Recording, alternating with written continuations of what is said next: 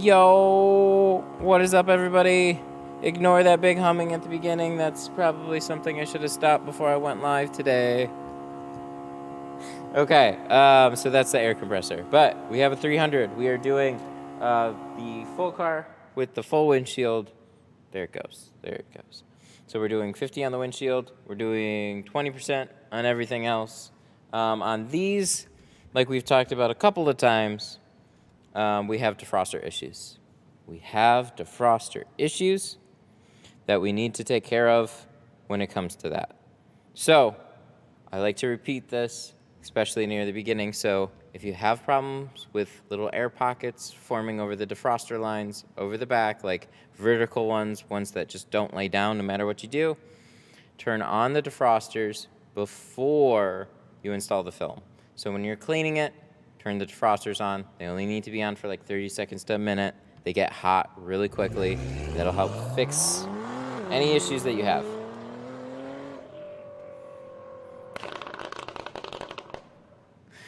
Daniel Reyna, good morning.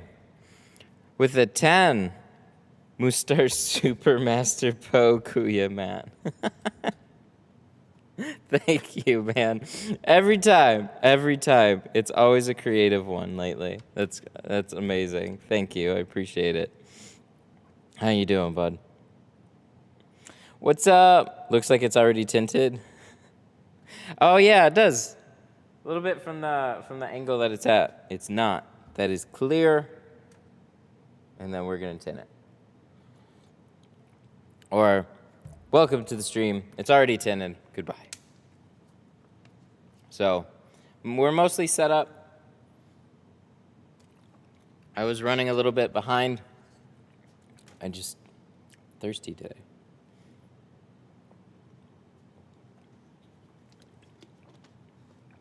So I have coffee and I have water, which is good. It's getting warm now. That's probably why. So I'm gonna plug this guy in to the tank that I haven't put over there.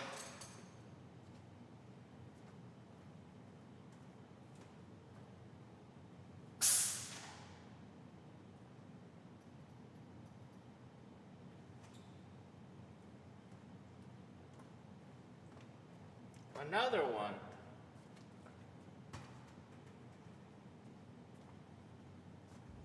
Oh, I don't know what that second part is, but I know Salamat Po. Thank you again for the 10. Salamat Po. That means thank you. Salamat means thank you. Walang anuman. I don't know that. It's embarrassing. I don't know that. But thank you. Good morning. Good morning. Can you pull down a side window on your car to the right? I want to see the tint. Maybe. So on that one right there, the problem is that I tried to file it. So it's a pretty nasty job right now. And on the other side, you've got, it's split. So half of it's carbon from Geo and half of it's carbon from Lexan. I haven't changed it. It's still there. Alrighty. So we're gonna go ahead. Let's get started. We got a fair amount of work today, and it's 11. So this will take a little bit of time. Not too bad, though. We have lots of space now, though. Vehicles get parked a little farther over now. So I got plenty of walking room. It's good. I like it.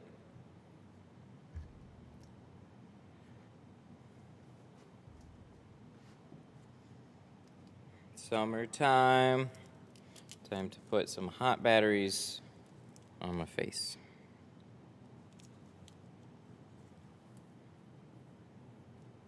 Here we go.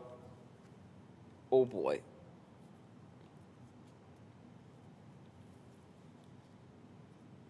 Give a little test here. GoPro. There we go. Okie doke. Looks like everything's good. Let's get started.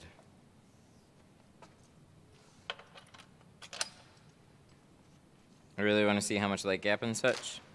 Well, you'll be able to see on this one. As we tint it, you'll be able to see it. Mine is a really bad example of it right now. I use my vehicle as more of like a test vehicle. So like filing what was that? Filing, edging. I was trying to at one point that passenger side was tinted by a student for a while, and I just left it on. So you'll be able to see 4 examples of that today, though. As we tint each individual one of these doors, you get to see how close we get. There's always going to be a little gap, unless you shave the edges or file them or something.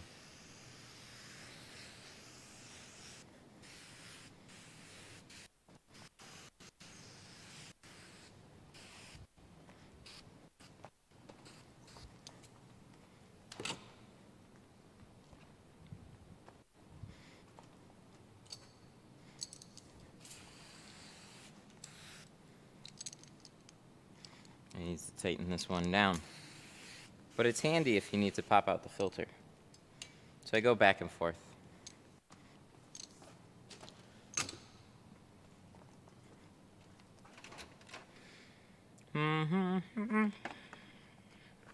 This guy. Let's do, I guess, which is my dirtiest looking towel? It's gonna be this one right here.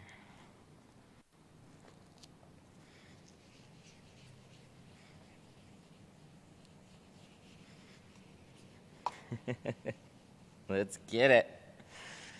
Let's go.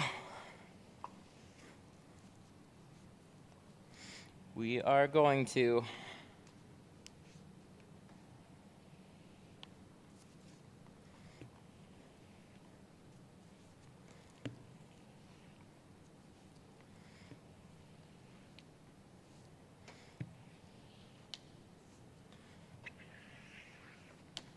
squeegee off all these windows. And then we're gonna prep the windshield and the back glass first. Something I've done a really bad job of doing lately. Ooh, a lot of scratches there. Those will show a little bit worse after it's tinted.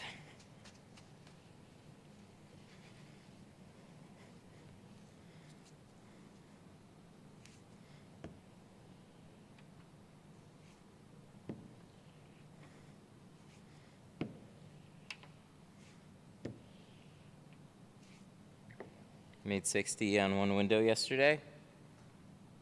Oh, fuck. That's good. This had tint on it before. RJ just got fun. This is why I do this. Why I cover all the windows thoroughly. See a big old tint-like patch of the bottom corner is not an encouraging thing. Which means that here,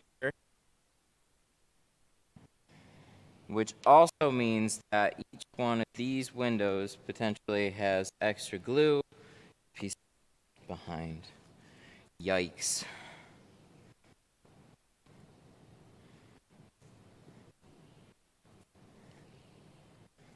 Something that you really know. Let's see. Yep. And then we start to notice it's glue here and all the hard to remove. Your audio is choppy. Dang, really? Okay.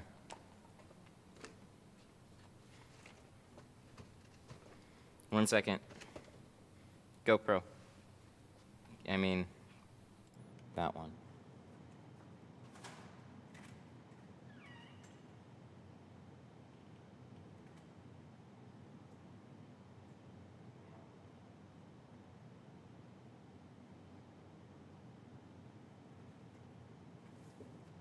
That's weird. I don't exactly know why there's a signal problem, but there is. So I'm gonna leave the door propped open. Maybe that'll help fix it. We'll see. Because the receiver is in there, but this has a good range on it, so I don't know. Hopefully that stays. Also, I'm slightly farther away from the car, or from the computer now, being that I have more tiles, but I didn't do anything else.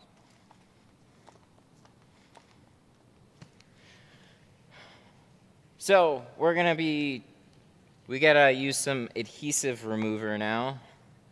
Some extra elbow grease just to make sure we get all that excess glue off. Being that it's in the lower corners of 300 isn't encouraging because we saw it on the quarter windows too, so they definitely had tint before. Somebody removed it. I didn't find out till literally 10 seconds ago. And then you have like extra crud here. Little bits there. Overall, it's not a dirty window. It's not horrible. It's definitely not encouraging though. Where are my razor blades? Did I use all my razor blades too? No, I know I've got extra ones. I've got used ones. Ones that aren't that old. Oh God, I'm falling behind. So that means you got to look in all these areas too now. Yep. I see it. Ugh. Not good. Not good. When people do their own removals, what often happens is they miss the annoying areas. So it's like mostly gone.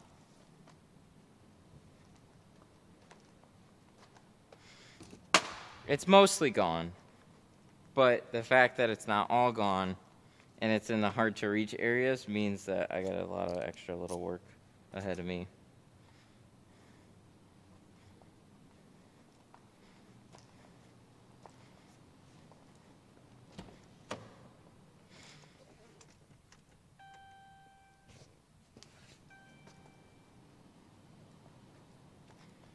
What app do you use for people to put down a deposit?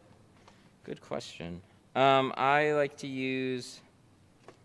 Oh, wait, no, it should be in the car. I never had the key.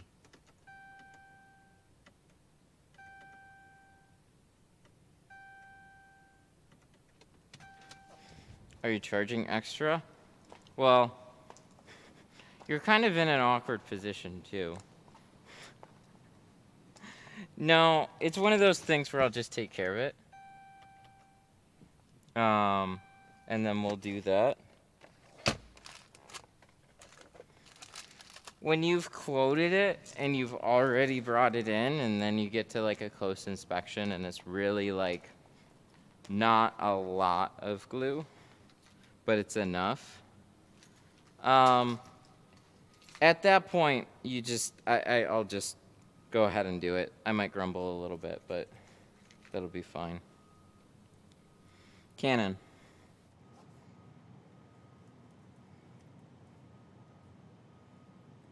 Sorry.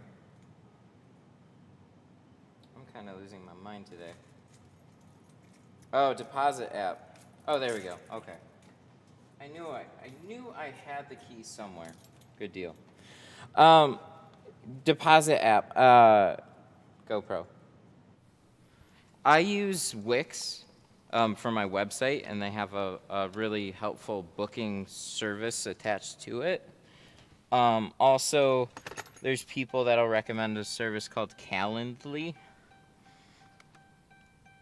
I think. Or is that for deposits? So, I don't know. I like Wix. It makes it really easy leaving it on the website. So here's the cool part about it. All I do is I basically, when somebody calls me up on the phone, and then we figure out what we're doing, when we're doing it, and how much the job is, I then have them go to the website. So I shoot them a link to the website. In the text message, I type out all the info, and then I have them book the appointment and leave the deposit. So then I also have all their information written down, and I didn't really have to write it down myself. So like make a note of it a little bit, but it's kind of like a first come, first serve type of deal too. So when somebody's gonna leave a deposit, they need to leave it pretty soon, or else they have the potential to lose the spot. So I tell them that they have, once I have that deposit, I get the spot. And people will either leave deposits pretty quickly, or, you know, like if something happens, like I don't want to have somebody be at work and then, hey, I couldn't leave a deposit until I got out of work type of thing. So I'll make like a mental note to kind of like leave the spot available a little bit, or like reserved until I get it. And if I just like start to not hear anything back from them, then I'll just book over it.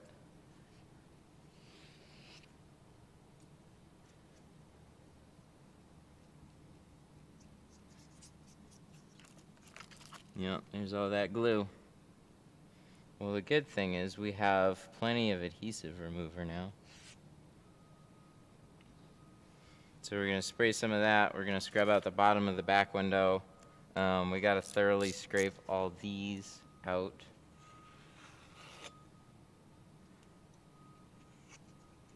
Is Avery NR good film? Sorry. Oh. No. Okay, just go back. Thank you. Aw, thank you for sharing. Oh, you know what? I need to do this. I need to leave. I didn't even think of that. I need to. So, with these headphones, I brought my watch in, so I would have an easier time changing tracks on music and stuff, because these headphones can go forward a track, but they can't go back. But I just realized that if I have somebody calling the business, I don't have these headphones connected anymore to my phone, so I at least know when that's happening, because it'll pop up on my watch now. Okay, so that's a good way to stay connected.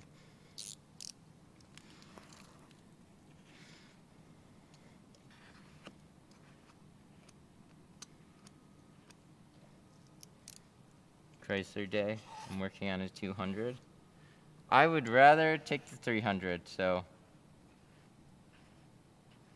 that's a good deal right there.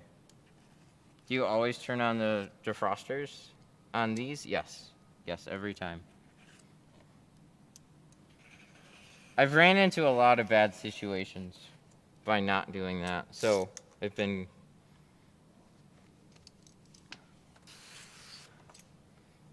doing that. I've been doing that for quite a long time. Can we trade? No. No. You get any of you who work with other, like at a shop with the other tinters, you guys like not argue, but like when two cars come in, you guys try and argue over who gets the easier car.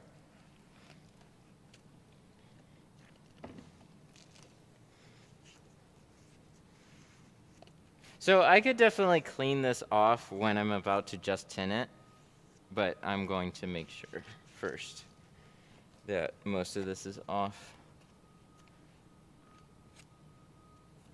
Lots of just crud in the seals and stuff. Yuck.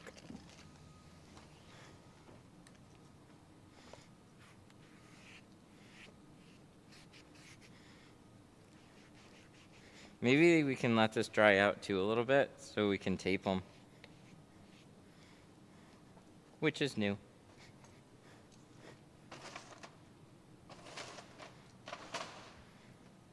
This 200 has ash all through it. I think I'd rather have that than the glue right now, though.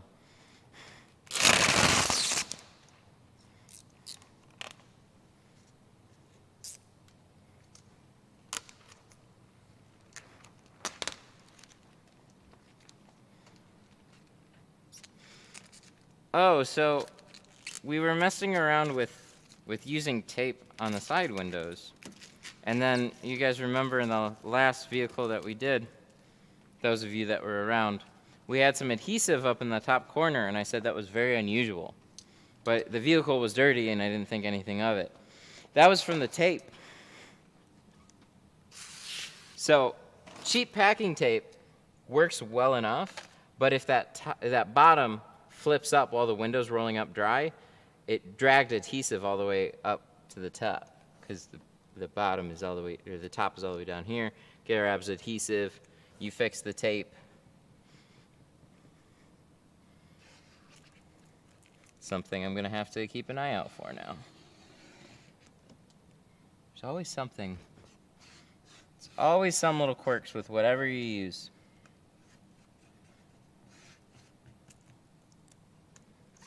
But yeah, it's like this amount of glue.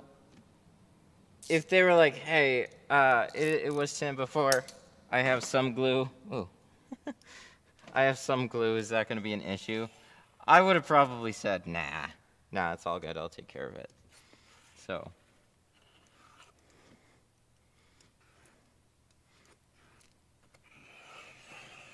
I guess not being told about it is always mildly annoying, but it's okay. It's not like I would have done anything anyway.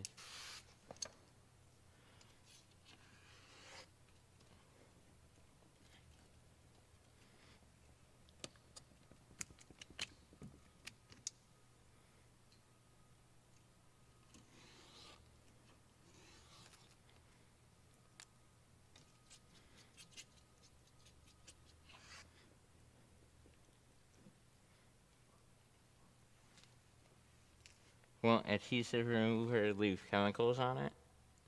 Well, yeah, you just clean them off, though. It's not gonna it's not like a grease where it just is really hard to get off the window. It starts to dissolve the glue. You scrub it, you squeegee it off, it's gone.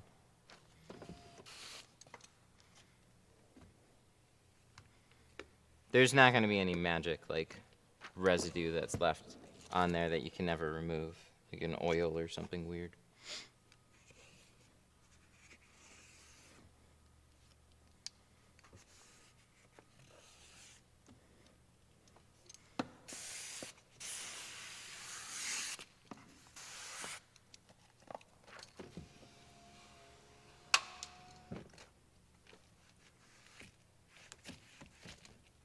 You are welcome.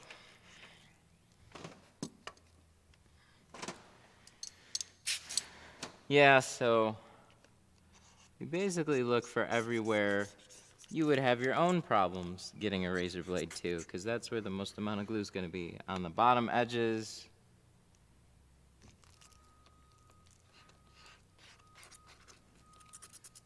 What happens if you install the window and then turn the defrosters on? It's actually really bad.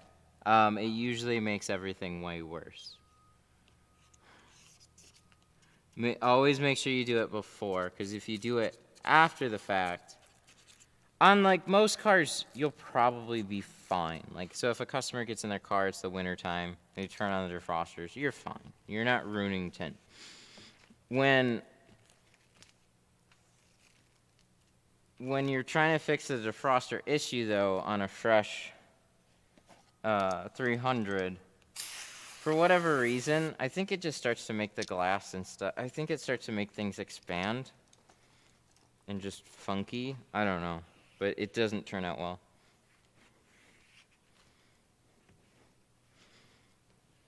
Cool. There we go. So there's 2 out of 4.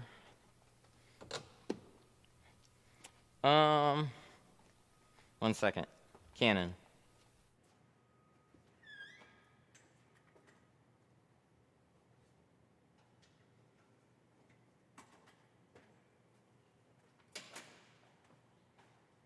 Oh, shoot.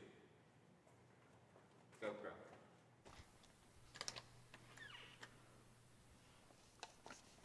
Is Avery NR a good film? Yes, I really liked it. I still have a couple of boxes. There it is. My surplus of awesome, which I got to put on the shelves.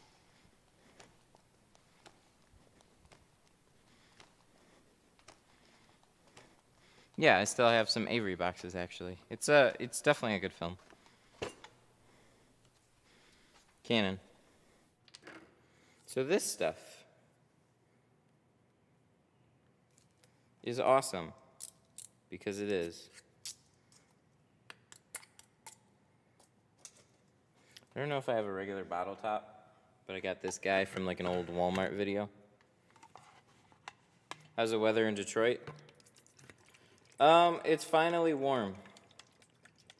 Yeah, this is going to take forever like this. Here, let me adjust this.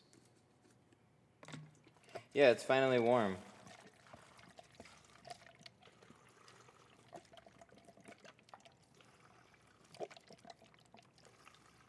Are tints in high demand? They're definitely, there's always a surge of demand this time of year.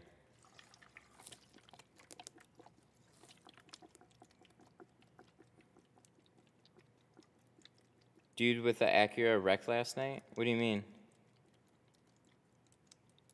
My buddy with the Acura wrecked last night. What, the one we did the windshield on?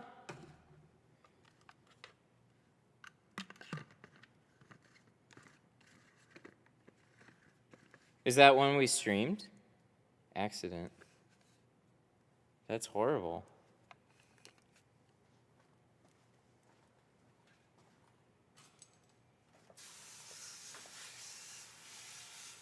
Yes, that's a... Oh, no! Fuck. Oh, that's horrible. I'm really sorry to hear that. Is he okay?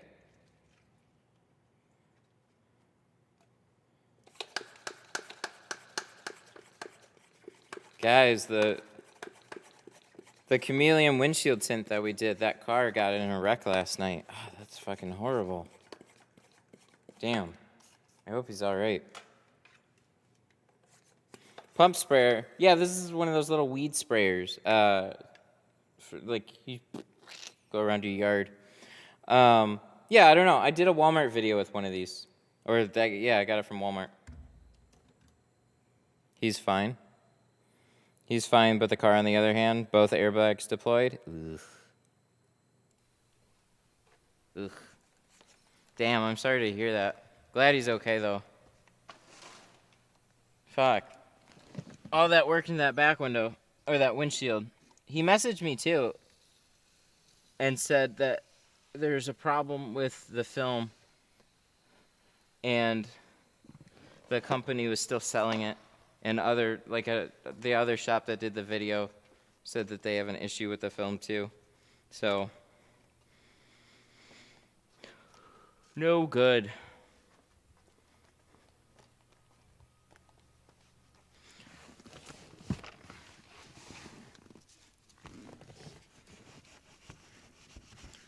So basically, we're spraying down the whole back window.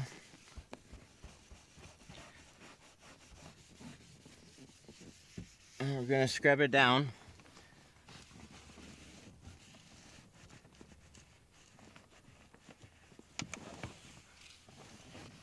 They hooked him up with something else and refunded him a bunch of money. Oh, well, that's good.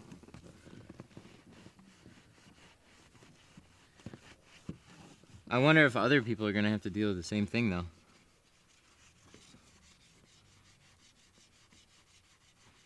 Yeah, we're all happy. It's good. Maybe we'll be back with another windshield. I don't. Oh, so this chemical is called LA's Totally Awesome, and the reason is there is glue all over this back window. Oh yeah, it's all built up here. The glue all over the inside edges of the ceramic.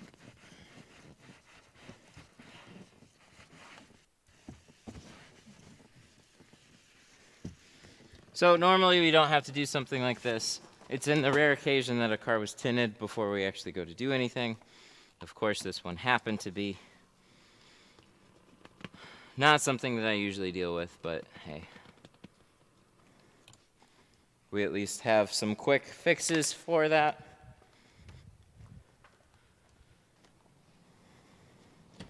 Gotta scrape out these ones, get this whole big trail of glue there. Down in the bottoms of all of them. Probably not the windshield, but the windshield had some other stickers and stuff on it too.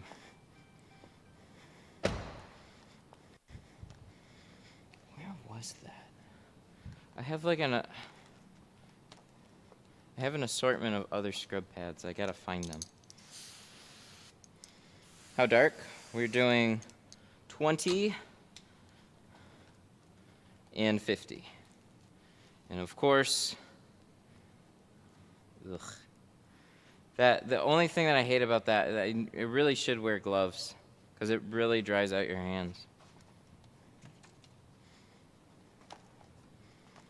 That stuff gets nasty.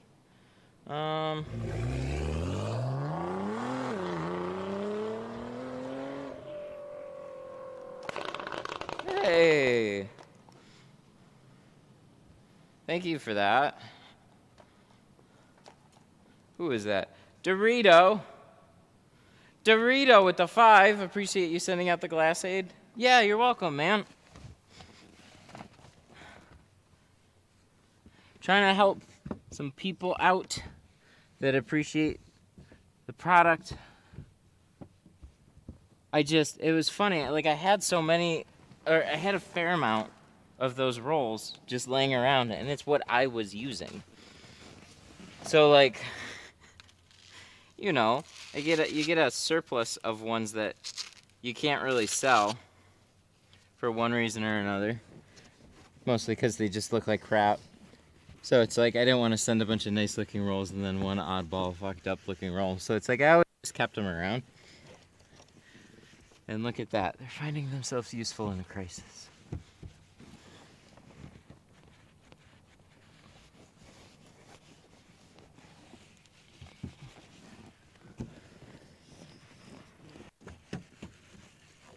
I wonder if these people saw my videos on a film removal and then did it and then brought it here. Do you prefer us watching on Facebook or YouTube?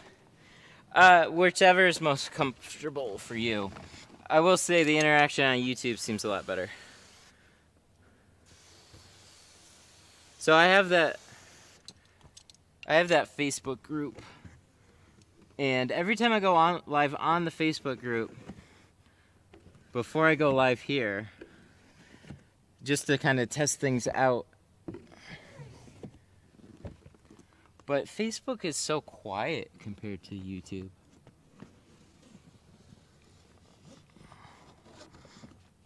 Lots of lurkers on Facebook. A few people comment, but not many. YouTube gets ad revenue? Yeah, but it's really insignificant. I leave the advertising on because, yeah, with so many of them, it can build up a little bit. But I'm also leery on YouTube serving videos that don't have advertising attached to it, because that's what their business is. They're YouTube, Google, they are an advertising platform. They get lots of people, and they load it with ads and figure out what people can tolerate and what people can't tolerate. And they definitely look like they went a little overboard, but that's why I like YouTube Premium.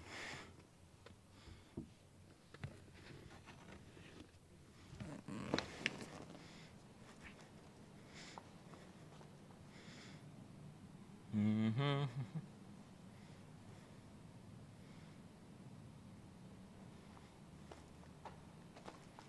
All right, back window's looking nice. How do you eliminate the silvering from the dot matrix? You don't really. There's a handful of like tricks out there that can help with it. So you can let it dry out before you press it down. That's really the best that you can do, but that's only with the stuff you can get to, which is always the top. Anything along the bottom,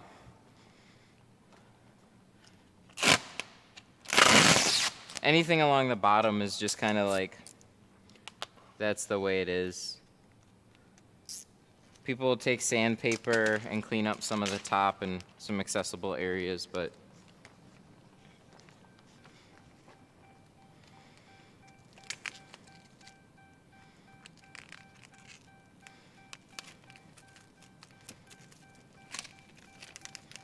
I wish it could do better. But films don't really make it easy for you to do that, so it's just a problem that keeps on persisting.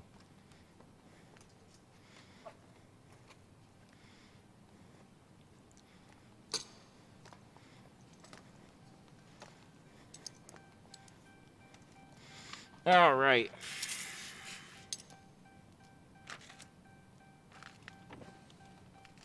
Yep. Top edge.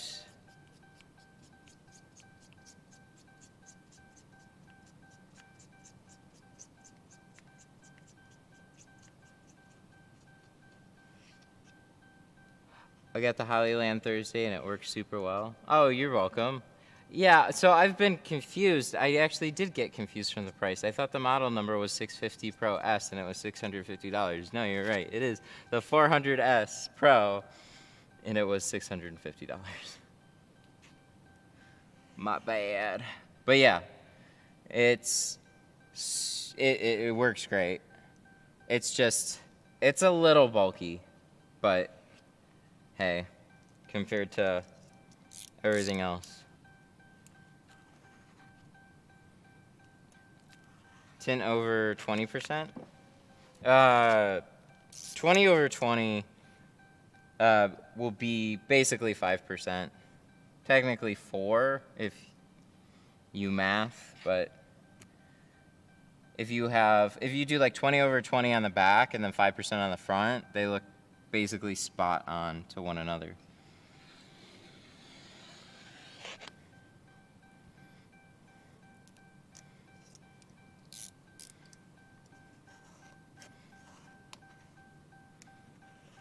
An even better thing to do is actually just take the film, put it on the window, and then put the meter over the two. So like you just take a little swatch, put it over the edge.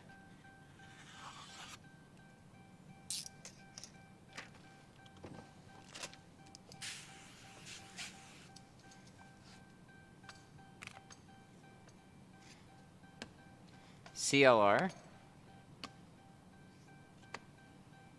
Huh, that's interesting. I haven't heard of that. I think I've heard of CLR, but I've never heard anybody using it on defrosters. That's interesting.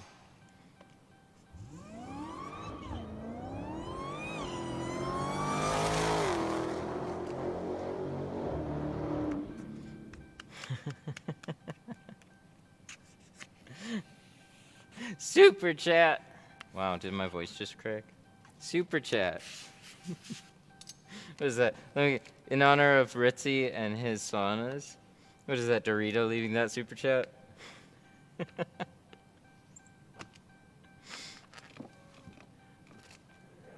Thank you. Calcium lime rust. Yeah. Calcium lime rust remover. Use it on rear defrosters. Is it like use it on all rear defrosters?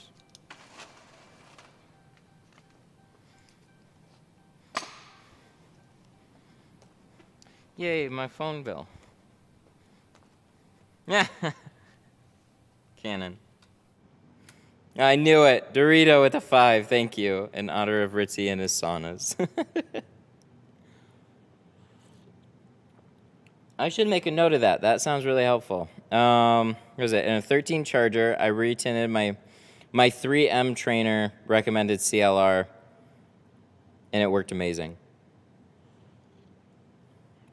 No harsh defroster lines are bubbling around them. That sounds like a cool fix. Because people are taking sandpaper and stuff. I like using clay bars.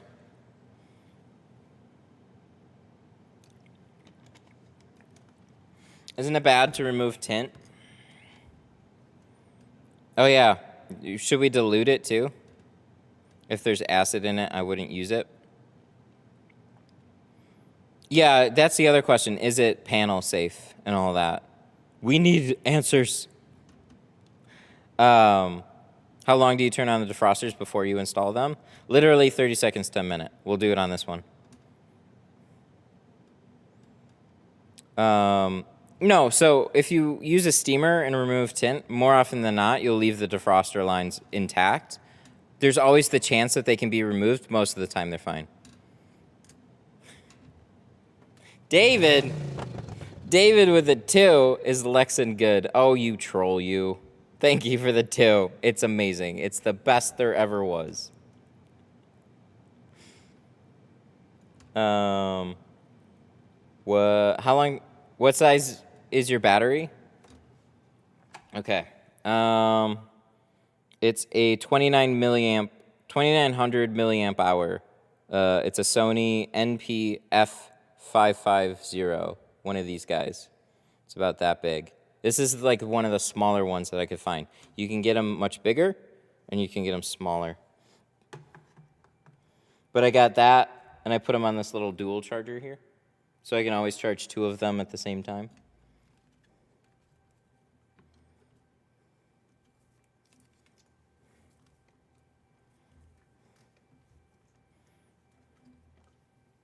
Just straight and cover up plastics like normal, but I don't cover up plastics.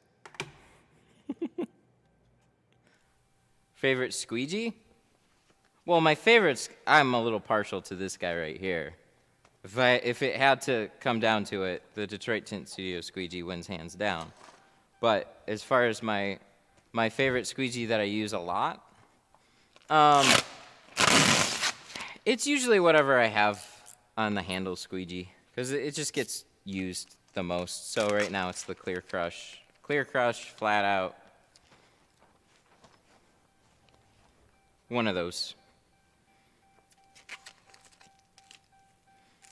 But definitely the Detroit Tint Studio squeegee. Did we get rid of... We have just a little bit more to remove.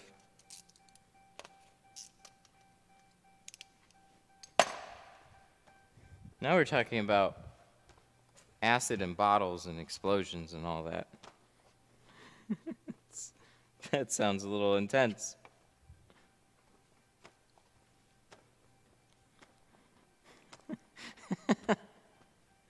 See, now we're down the rabbit hole of like, I heard this, and I saw that, and this, and that, and it starts getting crazy.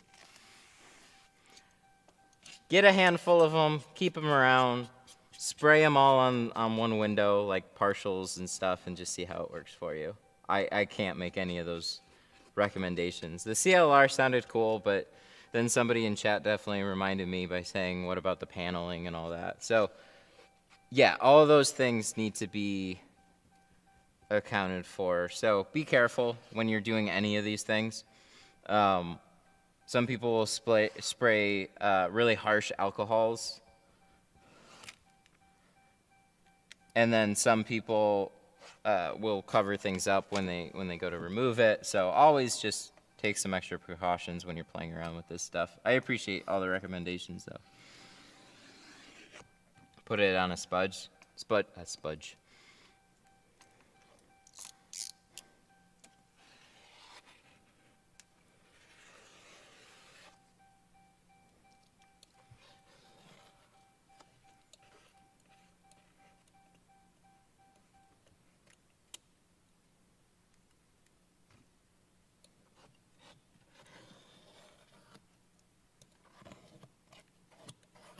Is it? Well, that was a loaded question.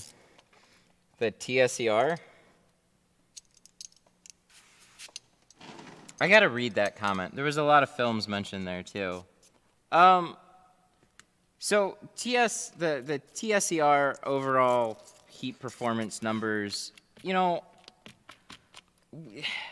film used to be sold by spec sheets. you used to have a rep come in, they hand you a spec sheet, and then they go, you know, this is the performance values of this film, this is how it outperforms the other ones, this is how it's amazing, and then everything's all done on paper. And then what happens is it all sounds sunshine and rainbows, and then you go to put it on the car, and then you don't think anything of it. And a lot of those times, the numbers can be misrepresented. So,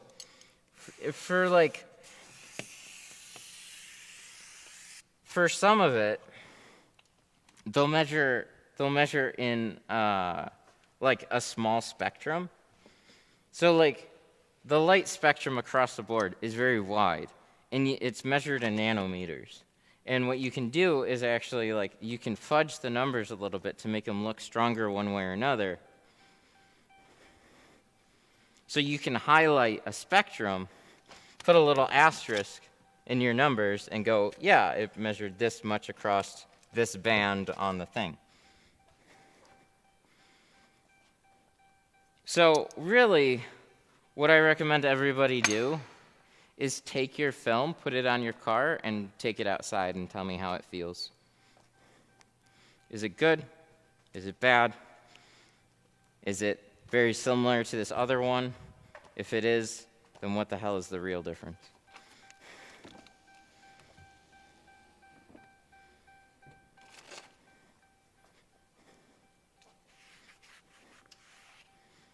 So, I don't know. Shopping around, you can get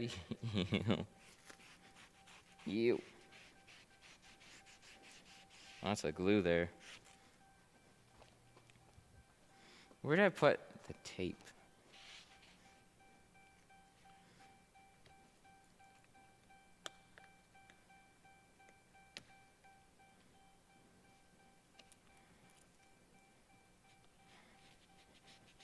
We use crystalline. It's really good, except for when the sun hits it at a certain angle. Yeah, that's low angle haze.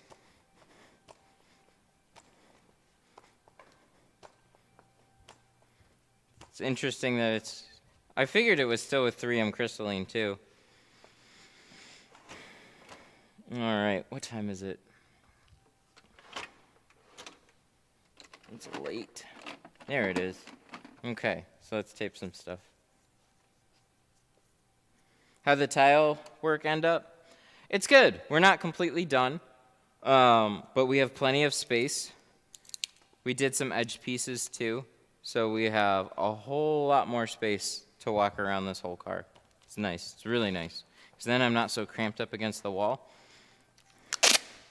And then I have room to like pull the car back a little bit. Take prettier pictures. It's good. My legs are sore though.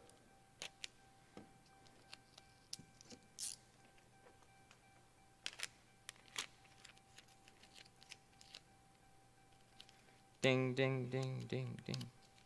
Oh, this one's curved. This one's like way curved.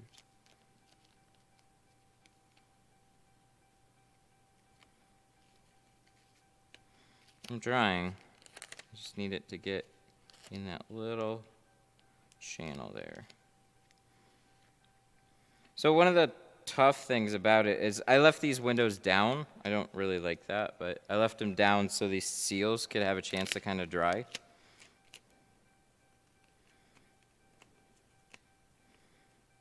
But in a situation like this, you have lots of felt that just got really like battered in the removal. Lots of little speckles of glue stick there.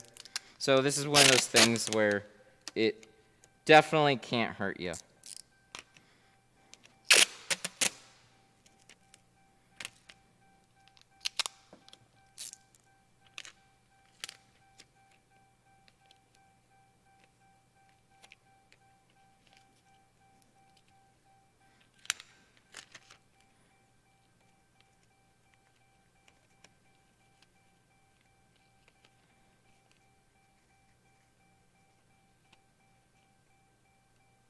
There we go. Try with a heat gun first. Yeah, but then I gotta stand there with a heat gun. No, I can, and that's fine. So, We're probably going to have to with the other side. I'm just trying to speed things along as I go. Yeah.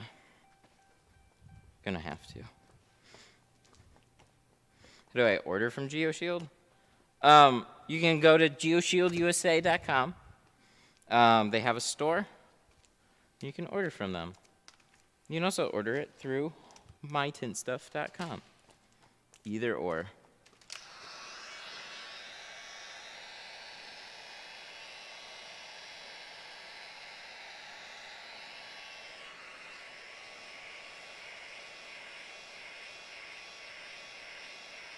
I had somebody once tell me to use hairspray. I thought it was an interesting idea. It doesn't work.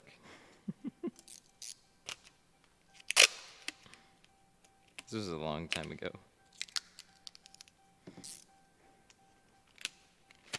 Just hairspray the felts.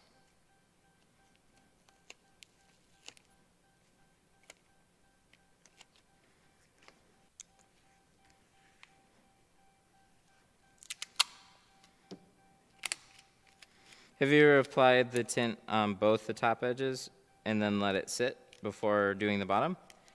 Yeah, a couple times actually. It's not a bad way to do it, not at all. You have this little like safety window. God, that's still damp. All right, we're gonna start cutting these out and let that sit for a little bit longer. Yeah, it's actually a good thing to do. The only reason I think I'll just keep going with the one window is just because I'm already there working on it. I am like all stationary. I don't feel like moving. But yeah, it's cool. So like, tint the top edge of one window, move to the other one, tint it, and then that allows tack up time, and then everything's all settled. Good deal.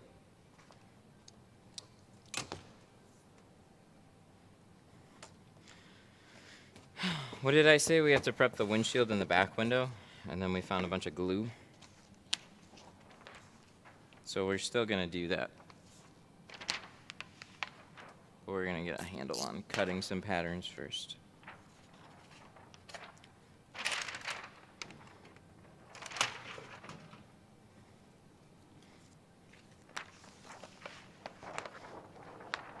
I saw the guy that does like 15-minute tint jobs. He does that. Mm-hmm. Yeah,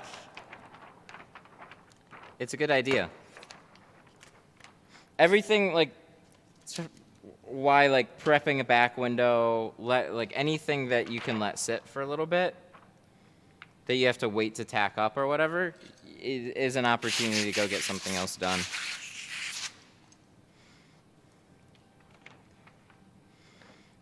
And I've had plenty of windows slide on me too. I think I had one do that the other day. I was retinting a Fusion window.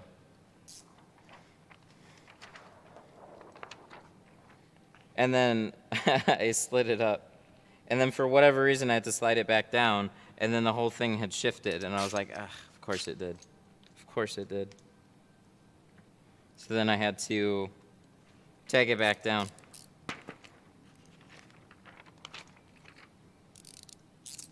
We need a new blade. New blade. Reloading. Canon. Are you doing Pro Classic? We are. See? We do that a lot.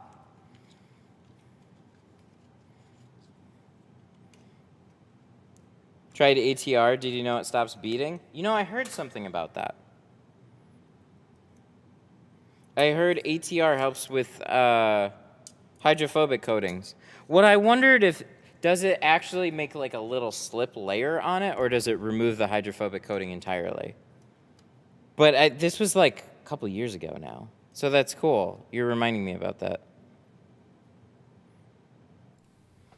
You said I can order Geo from mytintstuff.com? Yep. You just got to make an account. It's real quick and easy. You can check out the pricing and stuff that way. It ships straight from Geo.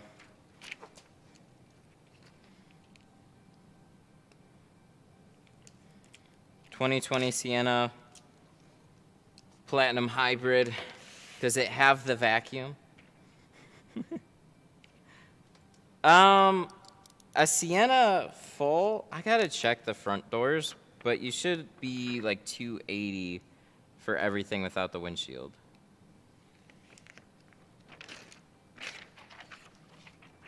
Because I know the Honda Odysseys have like really funky quarter windows. The Sienna I don't think has any of that. It's funny, I was minivan shopping before.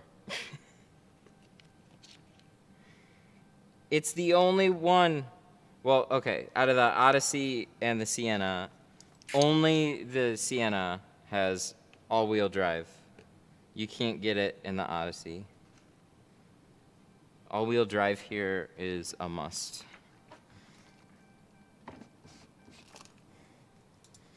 But then I saw that they have funky braking and acceleration because they regenerate the batteries through the braking, and it feels weird. So I have to drive one.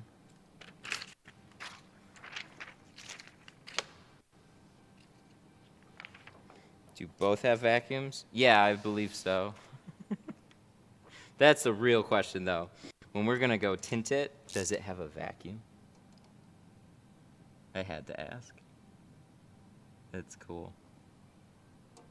Oh, the funny thing about those two was the way that the rear seats, the like middle bench seats, one of them goes back and forth, like side to side. And I saw that and I was like, whoa, that's something I didn't even know I wanted.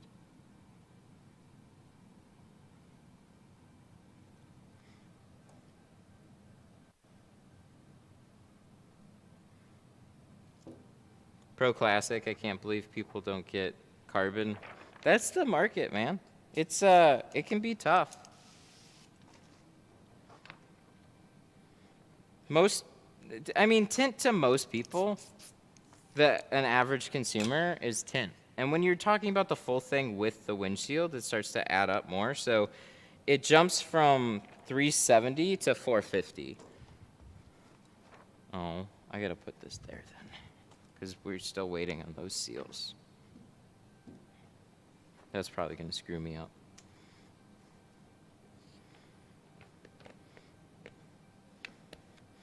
So what I've noticed down here is what more people seem to naturally want is shade options and more windows for your money, I think. Well, like, which makes sense, but like adding a full windshield versus just the sides and the back is becoming so much more common. So it's like, would you rather do the full car in carbon without the windshield, or would you rather do the full car in like Pro Classic with the windshield? Is kind of where people seem to settle on doing a little bit more for their money that way.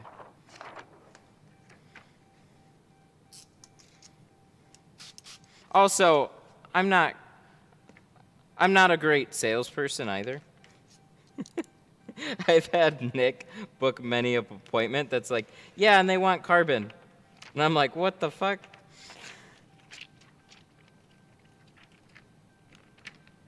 Thanks, buddy. He's doing like way more in that than I am, so.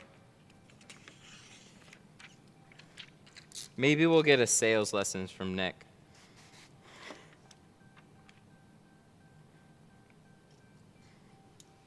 I bet you he doesn't even realize what he's doing entirely. It's just like, because he doesn't come from like the automotive accessory thing. But he does have like a business background, so we'll see. When we meet Nick, I don't know.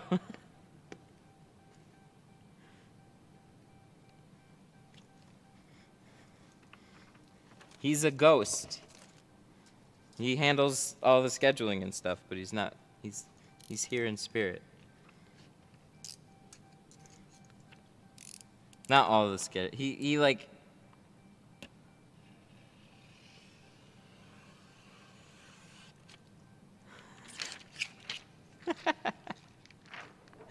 Is that actually him? Ah, it is. There he is. Sales lessons from Nick. Buy carbon. It's better. Don't you like better shit? There you go. You guys heard it.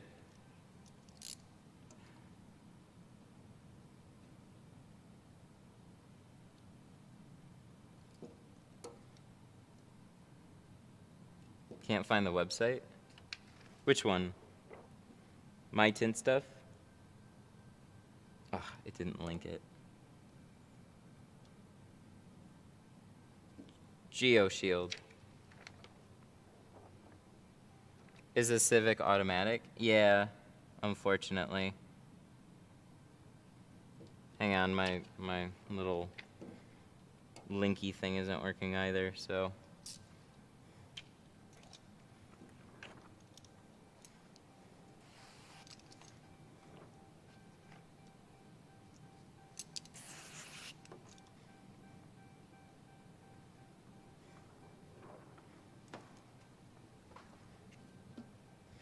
Okay, so we got these patterns.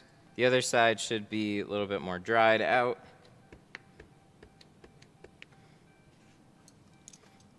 It's got a radio, a CD player. It's got a problem with a wheel bearing, and that's it. Everything else works. It's got like 70,000 miles on it, which is good. Like, that's one reason I got it. I was like, oh, dang, that's a good price. Low miles. Cool. Let's go. And then it was any rust? It's got some holes in the bumpers. It's not all rusted out or anything. But it's got some, like, it's got, if you see the video of me messing around with the rear view camera,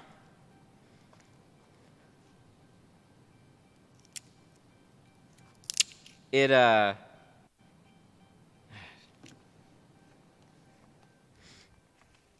see, this is the problem with felt. Yeah, it'll, it's got some cosmetics, but it's really not bad. There's like a hole in the front bumper, there's some holes in the back bumper, and some general dings and stuff. The seats aren't in the best condition or whatever. It's just, it's a good go-getter. That's what it is. It's a car you get because it was inexpensive, reliable, and you just need to get around. It does a great job of that. No, not winter, because two-wheel drive.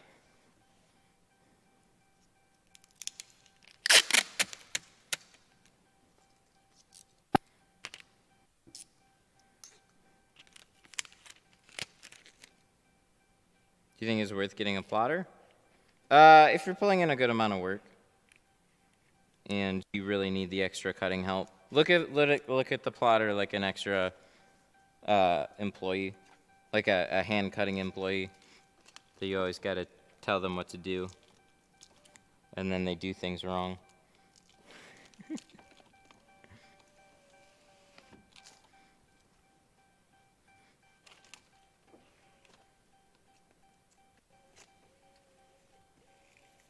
Here we go. All right, we'll see how that stays. I don't have a ton of confidence. So this is just packing tape. It's just to create a barrier. There's lots of people they tape seals. I just really didn't like the 3M painter's tape. That's what most people I ran across would just do. They'd get painter's tape, and that stuff stuck like half the time and drove me crazy. And then I was just playing around, like I just had packing tape sitting around, so I'm just playing around with it. It's nothing official, but it definitely creates a barrier, and it's plasticky, and so it stays relatively water resistant unless it gets behind it.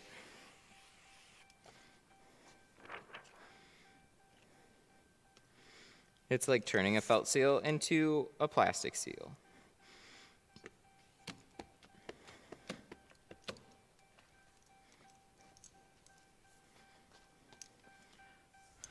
Okay.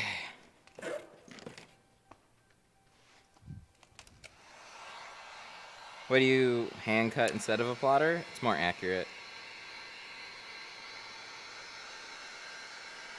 That's the straight up reason right there. It's more accurate. Plotters are for fast turnaround, and they do an okay job.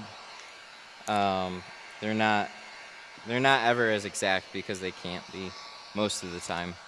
There's some good software that comes really close on a good amount of cars, but it's a software that's really locked down to only one particular film, and if you don't use that film, you don't get the software. So that's another reason I can't recommend it.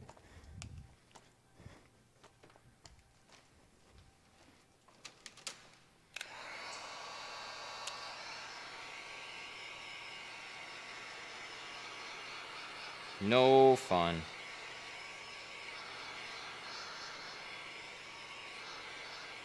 So it's up to you. Use it, don't use it. You're not going to hurt my feelings one way or another.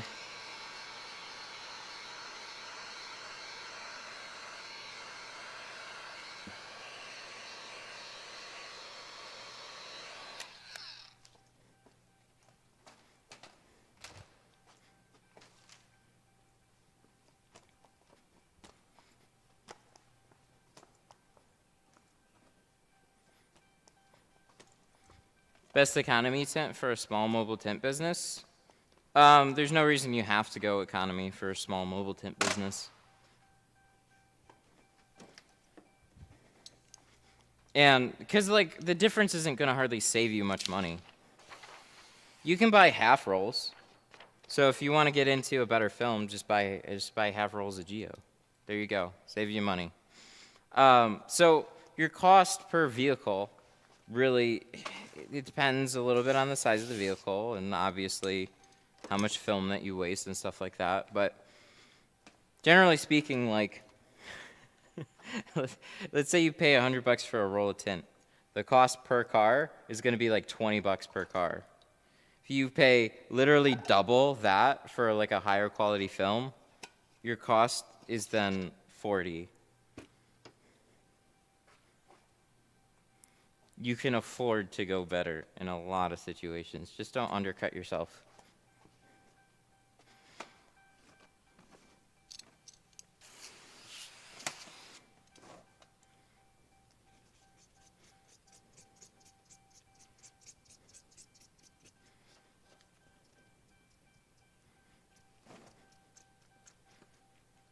Yeah, it really drives me a little, like I feel bad. It's an easier way to pick up more business, but it's hurting yourself long term for sure, because it's really hard to pick up past that then. Because once you establish yourself as picking up inexpensive jobs, like that's who you are as a company, and it's really hard to kind of like then start charging more, because all your clients know you for charging less. They refer you more people that don't want to spend much money, and they tell their friends what they spent, and then it's just a big circus. So it's a slower grind, but charging more, especially early on, it can build up bigger things for you long term. And then when you start getting paid more per job, what's cool is like it pays for everything that you want to do as a business. That's the whole point. Like, you want to provide a better service. You might want to not necessarily even take longer, but do better films. Gives you that opportunity to take care of people better, get into a good place. All that costs money. And when they're spending good money on your service, then you just put it back into your service.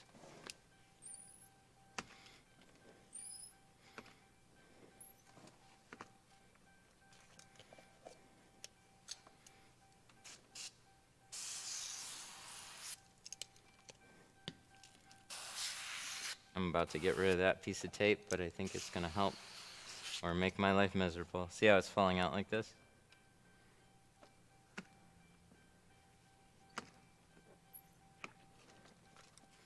So cheap packing tape, not necessarily always the best. Live and learn. That's what we do.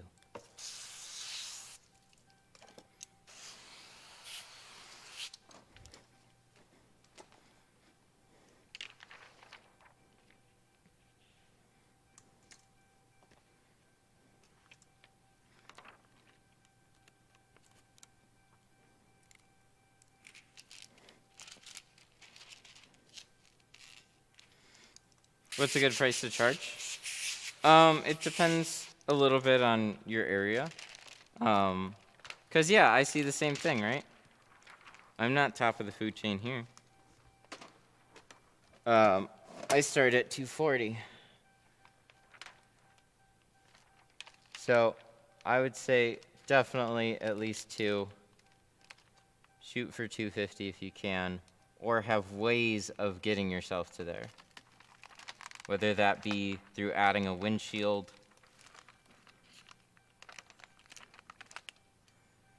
and then also market yourself better. Because if you're only competing on price and they haven't seen anything else about your business, it's a hard fight.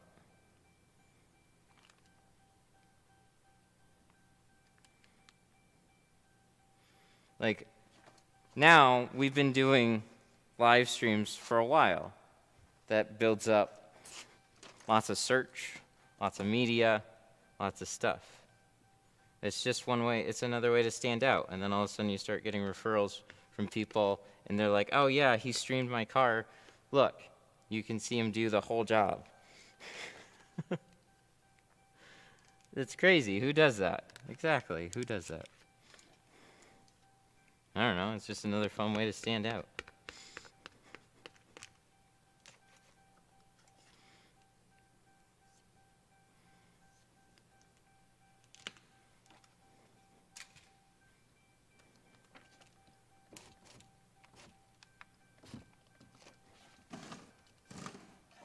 So, infinite ways to be creative. It's tough though. You got to think a lot about it. Have you had lots of people call you because of YouTube? Not a ton, but it's building. This channel was very, nobody really knew where I was on my channel.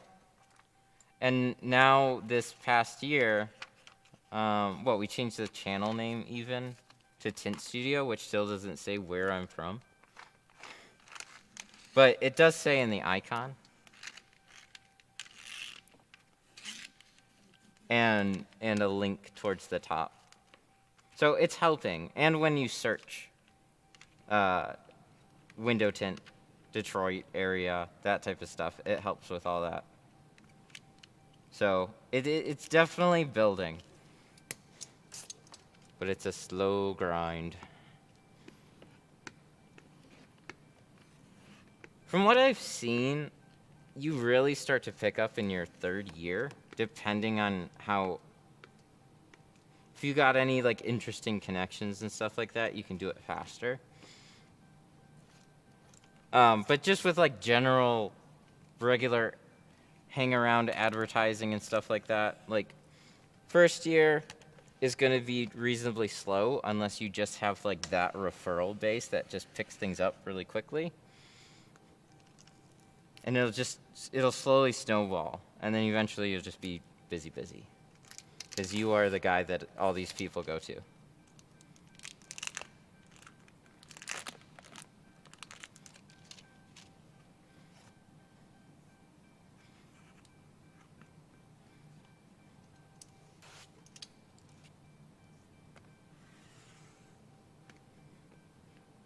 There's a new shop that charges $79. Oof. You can't, there's no room there. There's definitely no room there. Any Detroit YouTubers to collab with? Not that I've really seen anything that I've been very interested in. I think there was like an auto reviewer that was based out of Michigan.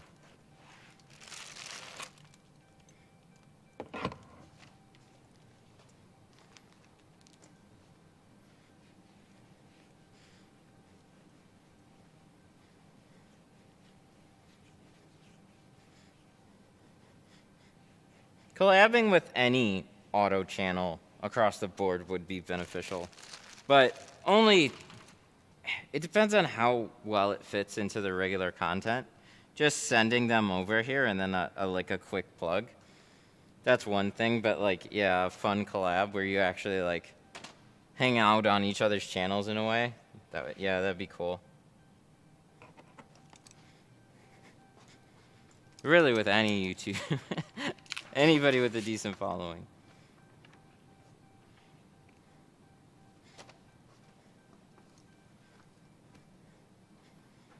There's a lot of money in tinting tractors and heavy equipment. I think it's a great way to make money. I think it's something I don't want to touch very much.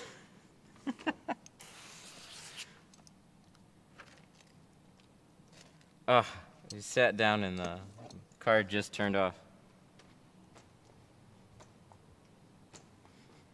Yeah, I think it's a great way to make money. I think boats seem really interesting too. You can find one of those markets and try and go after it. It's probably a little bit more, like, you'd probably have to, might be recommended to go to a facility that sells the heavy equipment. Unless you live in an area where there's just a ton of it around, and then start being ambitious. Start growing that business.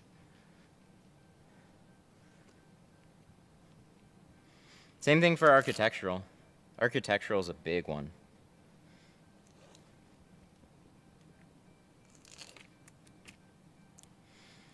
What size rolls should you start out with? It depends on your budget, but so when I was trying to break into like an initial order can be reasonably expensive when you're trying to get into a particular product. So when I was doing regular jobs and then I want to bring on a ceramic on board, each one of those rolls is like $500 to $600, like in a 60-inch set.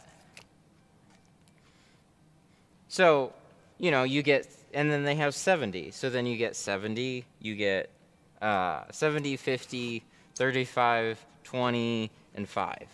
It's expensive. So sometimes you can get half rolls, and that's a good way to get into something. So I'd still say keep the sizes the same. 36 24s or 36 24s and 20s is usually what I'll go with. But you could just have like 40s or 36s around. Definitely 36s. Like always do at least 36s or 40s.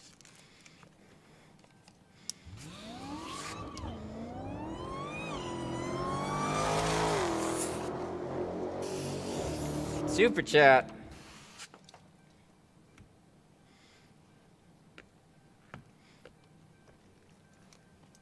Why am I always talking when there's a super chat like that?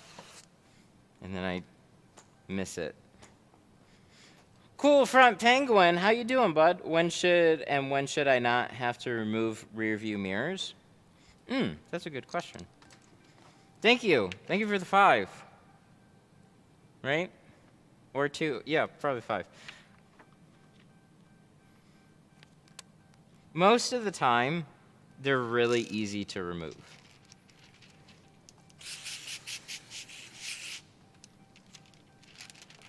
So I'll show you on this one. We might remove it or we might not. So if it's just simple to remove, I'll remove it. A lot of them just have a big plastic clip housing that'll come off, and then you can just pop it back on after it's done, and then it's just a quick little 20 mil Torx to remove it. No big deal. Super, super easy, quick, in and out. Ooh. Ooh. Oh, okay, there we go. We almost had the tape fighting against us. I'll keep that in mind for the other side. But the ones that I absolutely don't remove are like the Ford mirrors that have that annoying clip on it. Pretty much anything with a screw. or the twist-off style, which is like the majority. So it's really just like a handful of Ford ones, like F-150s, Edge, like the older styles. They're starting to put housings around everything and screws on all the Ford mirrors now too. So GMs are usually really straightforward.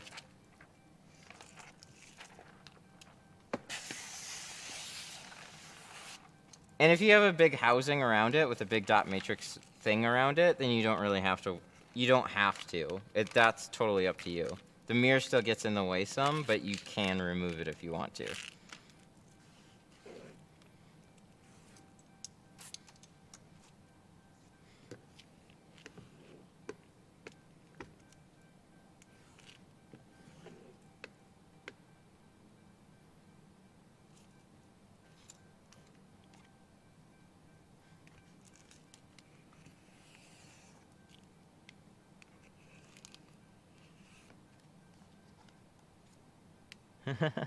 Hey bro, love your videos. Gonna tint them instead of paying somebody to do it. Good luck, man.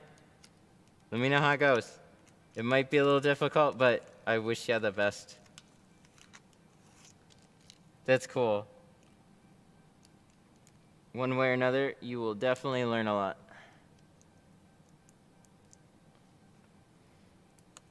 Well, slippery.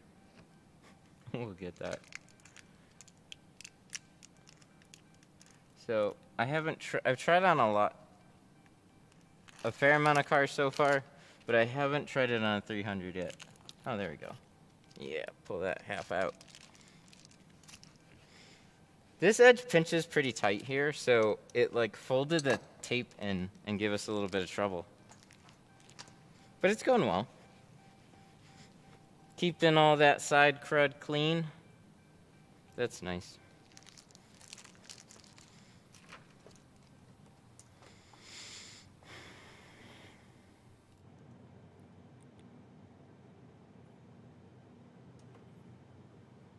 Oh, any tips on tinting your own windows? This whole channel is tips on how to tint your windows.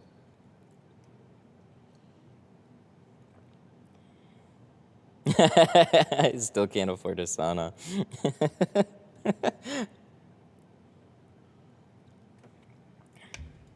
The guy with the sauna is here. Everybody's jealous. Who taught you to tint? I learned from my dad's company.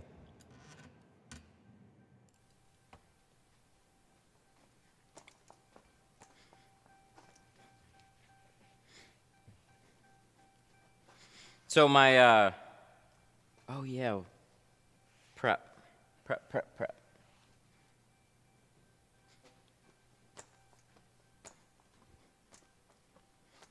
Let me do this. Breathing in California is too expensive? I believe it.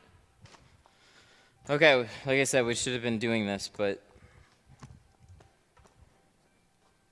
we got distracted with lots of glue. Still up here a little bit.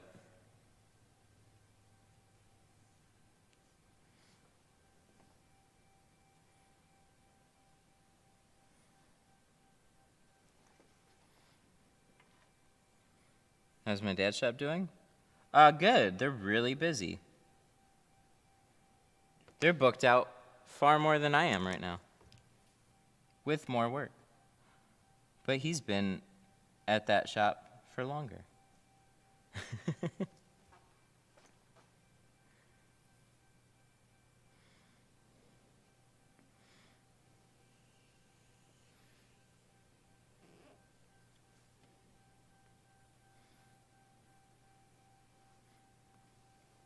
Bottom edge fingers that don't lay down, redo the window or wait.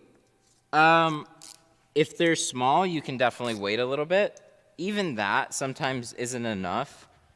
So what I'll do, if I got a couple little guys on the bottom, they're pretty simple to take care of as long as they're not sucking up a lot of trash. So you want to pry back the seal a little bit, and then take a heat gun and blow some air in there, get that spot hot and swipe it out, and then leave that hanging back for a little bit. Because the water, what happens is it feeds back along that bottom seal, and it'll get that bottom little lip, so you press it down and it gets wet again, it pops back up.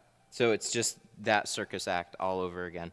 So try and dry out that seal a little bit when you do that, and they'll stick down a lot better. Because you can't really shrink them perfectly.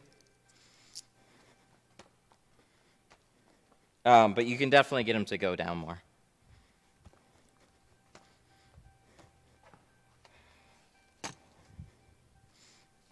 Would you bring?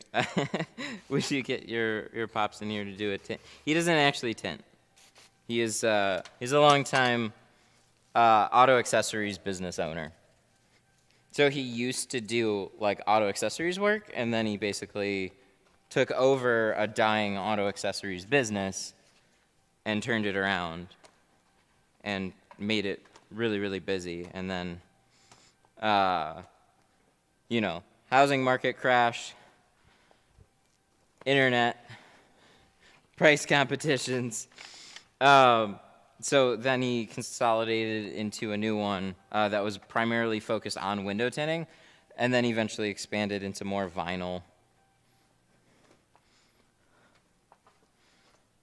work. Do you work well with?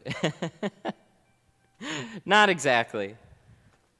He's got one way of looking at his business. I got another way of looking at business. We clashed quite a lot.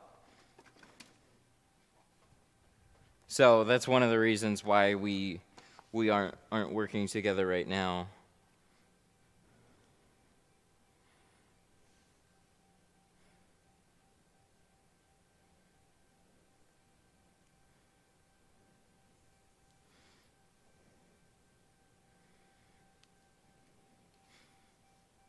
I mean,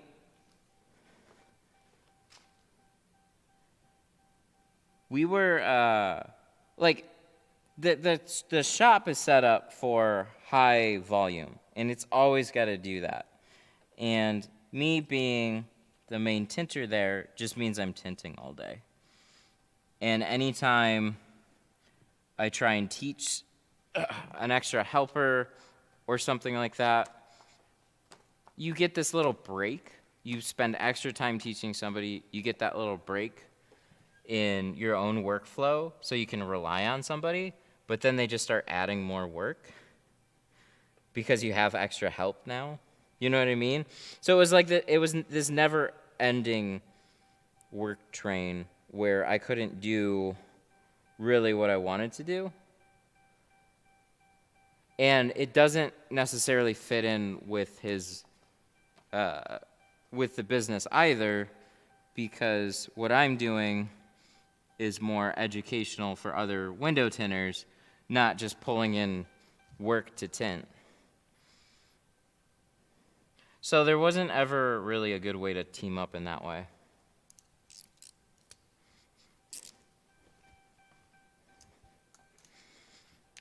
How close do you put the glass aid? So we put it inside edge and the outside edge right there. See that? See that right there.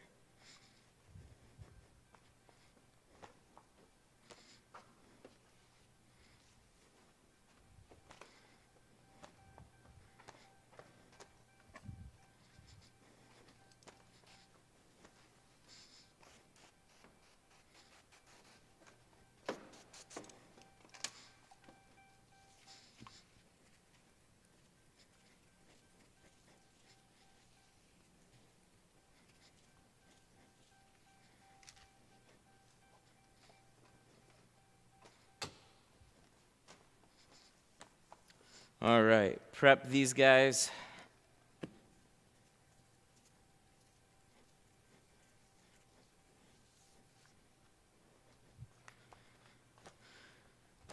I did an Audi, and I didn't realize the dots were really far down. Yep. I know, I've been there on that one. Yeah, it's not fun. They make it kind of tighter at the bottom, Yeah, you could get away with it. Unless they look straight through. Oh no. Keys in here. And I just there we go. Just like that door, and then I covered over that. Well, I guess I could have gone to the other side, but I was here. Okay, so let's do this side. So we have windshield drawing, we have back glass drawing.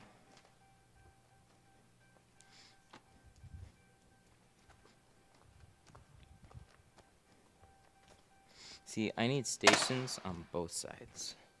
I need a tint station on that side.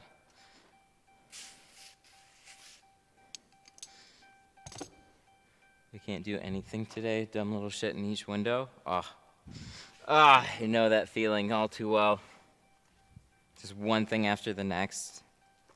You'll have those days where it's just, yep.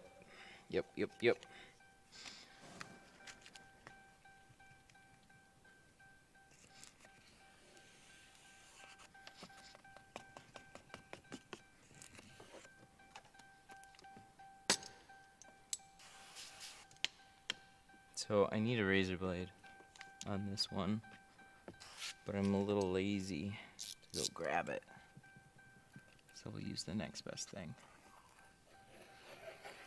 which is good for seals.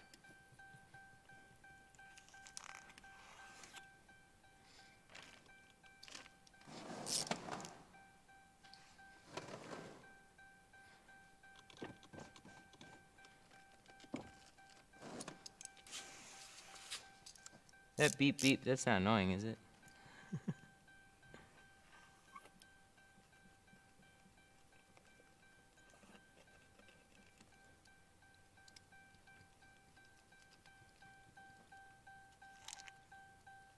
I would take I'll be honest, I'll take the pullover sauna.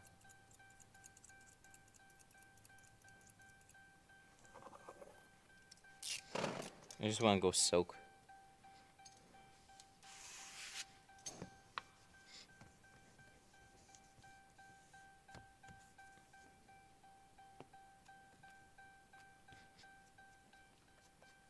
Yeah, so the way that it's folding in here is kind of crappy.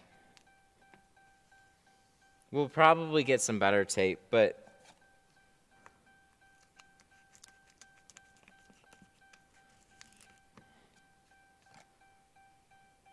when you get a pool, I better be invited. No.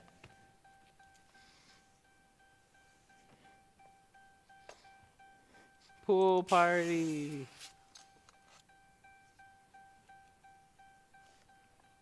Bing, bing, bing, bing, bing. I used to latch them for you guys. Now I don't care.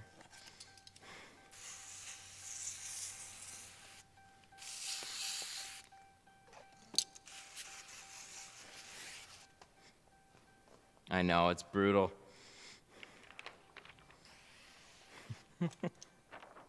Straight to the pool.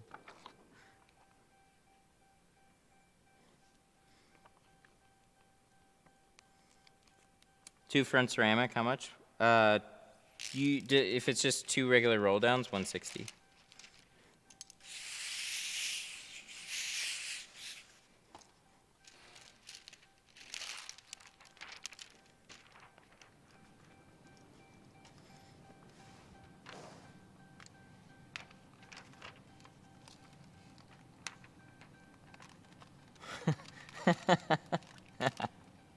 That's a true meme right there. Saunas would be good for tint removal.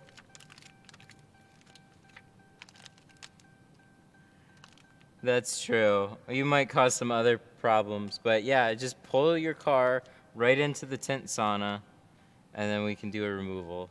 You just gotta wait a little while.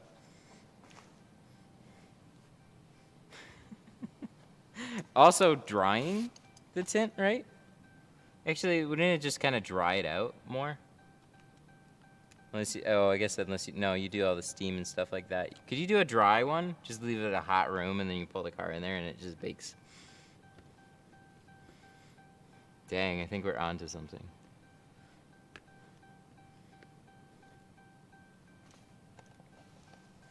Like an oven. The Tint oven. When's your next opening? Message us if you're really interested in an appointment. Like, message the phone number or call us, and we'll set you up. I think Wednesday. It's either Wednesday or Thursday next week. Have you ever locked keys in the car? Oh, yeah. Oh, yeah, it's happened a couple times. Extra paranoid. New car, old car, don't care. I leave a door always open. And if I close the door, I triple check that I'm holding the keys. Or that I just looked at them sitting outside the car or something. I never shut all the doors. It freaks me out. Freaks me out if I shut the doors with the keys in the car. Because then some of them would have auto locking systems. Like in the days when everybody was getting an aftermarket alarm for their cars, which doesn't happen as much anymore. You could just have it auto lock the car, right? So it doesn't know if the keys are in the car or not. It just, after 15 seconds, it's locking the doors. Some people really like that feature, and that screwed me up a lot. You have the doors just sitting open, and then it'll go, boop, lock. And it's like, somebody didn't hook up the door triggers.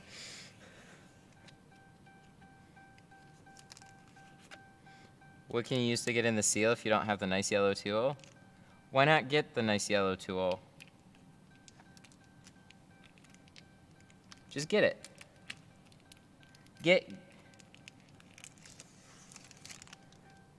I mean, if it's something you're looking to do today, I don't have a lot of good recommendations for you, but there's no reason you can't go get the stuff to do the thing.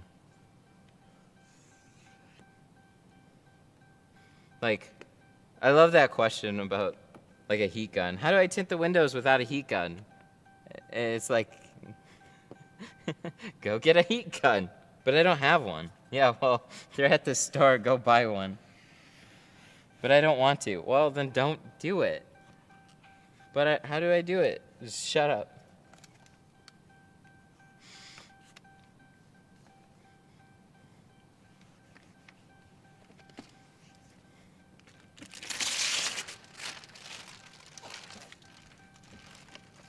You know, we're not eco-friendly here. Does your website ship to Finland? I think on tools, the only thing I'm not sure of is film. I don't think the site is set up to do international film shipping. That is something I would 100% contact Geo for. They do way more shipping, and they'll be able to tell you what they can do for you as far as international shipping. I feel bad for you overseas guys, because U.S. always has more for film and tools and stuff, but there are more starting to branch out. Like Avery is a pretty popular one. Lumar, I think, has good international. Solar Guard has good international. Like, some of them have like good international distributors already. So they got options for you. They're just not as much. You guys need to inspire your local tint communities. Build up that.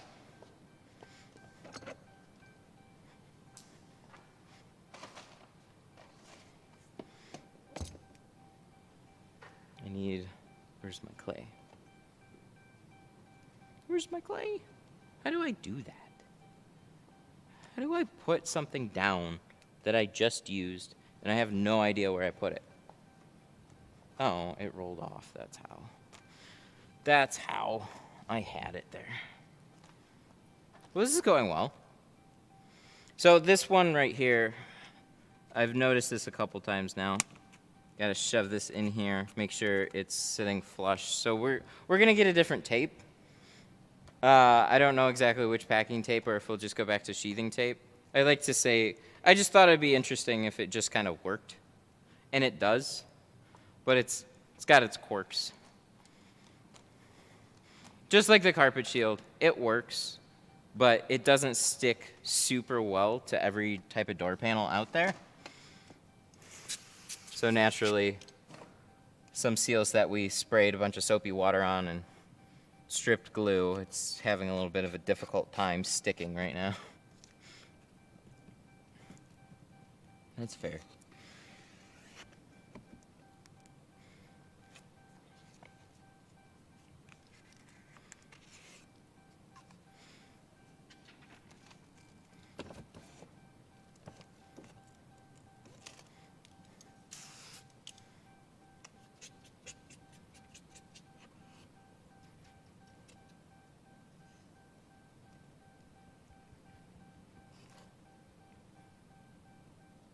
Oh, I can shut that door now.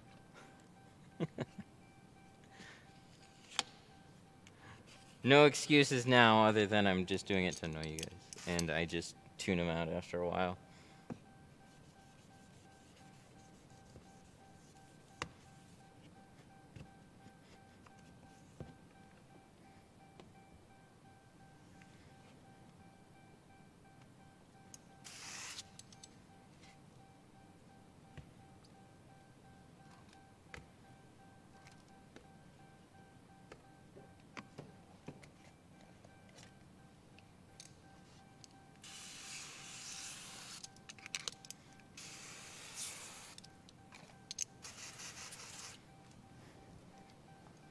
Bing, bing, bing, bing, bing.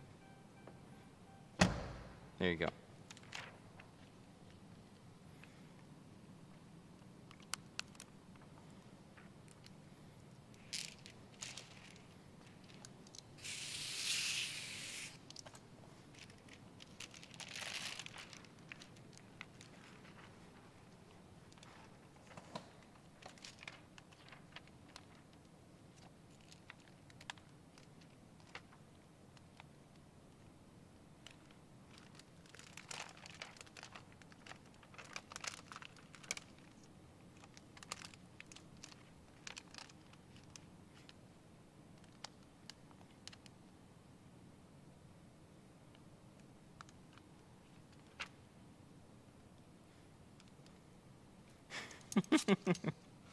Thought I was going crazy hearing a beep?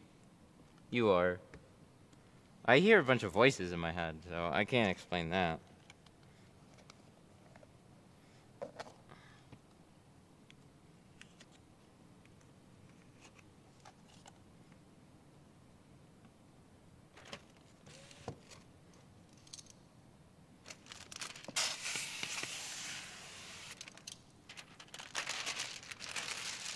I'm gonna have to try ATR.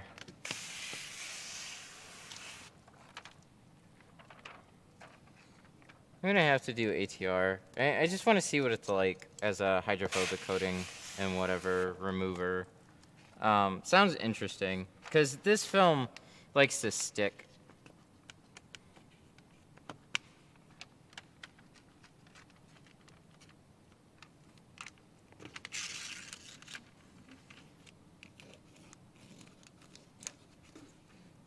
Yo! Hey, I don't wanna sound like a downer here, but please, like, talk to me first before you start advertising your own, like, groups and stuff. It's not that I don't try and support other communities and stuff. It's just, like, kind of rude to just advertise over what I'm doing here.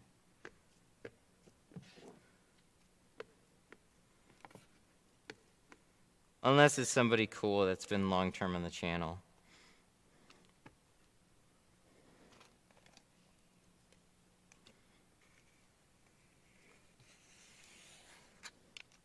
You know this slid, oh wait, no, we didn't use any adhesive remover. I was gonna say, this slid pretty well too. We just used a fair amount of soap, and the glass is cold. So, never mind.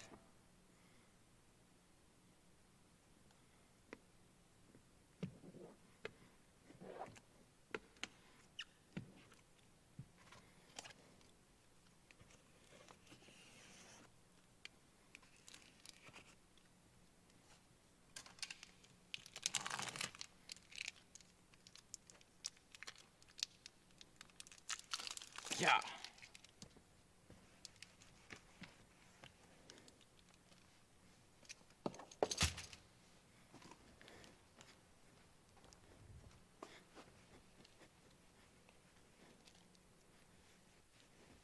This is too many %. No, it's 20. Ooh, that looks good though. Sweet. Nice and clean on the edges. Canon.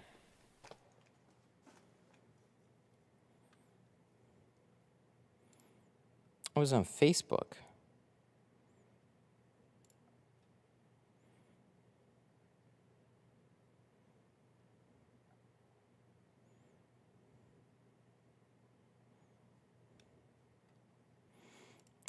Actually, it was in the Facebook group.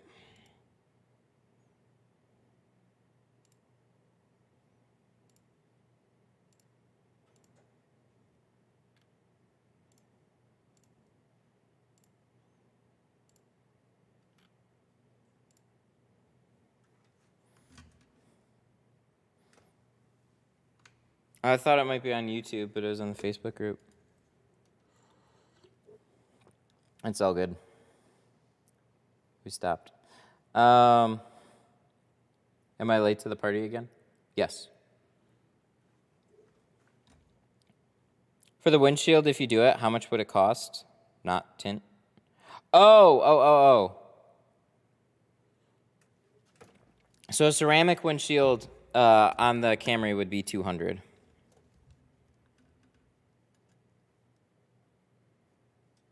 So ceramic is the best of the best though that I offer. So I usually do those with the rest for like $200. The best of the best. Oh yeah. What were we gonna do? Okay. I actually didn't cut out these quarter windows because I was saving for the back window. You know, you get that extra film.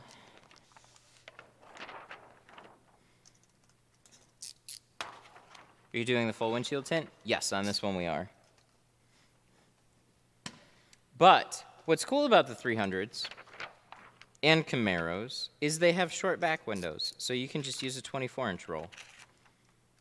They've become a lot more scarce, but there used to be a good amount of cars that would come in, you know, like Challengers, 300s, and Camaros, and like there's like a Mercedes mixed in there. There's a couple of other ones too. I don't know. Anytime that I got to use like a short roll on a back window was like an extra good day. It's kind of dumb, but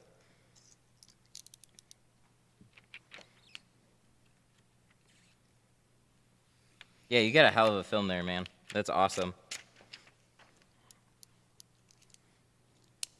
We did 20 and 35? No, 5 and 35 I think is what we did. Doing like a 50. If you want like a no tint look, you go with a 70. But you probably want a little bit of a tint look, so 50% ceramic would be super dope.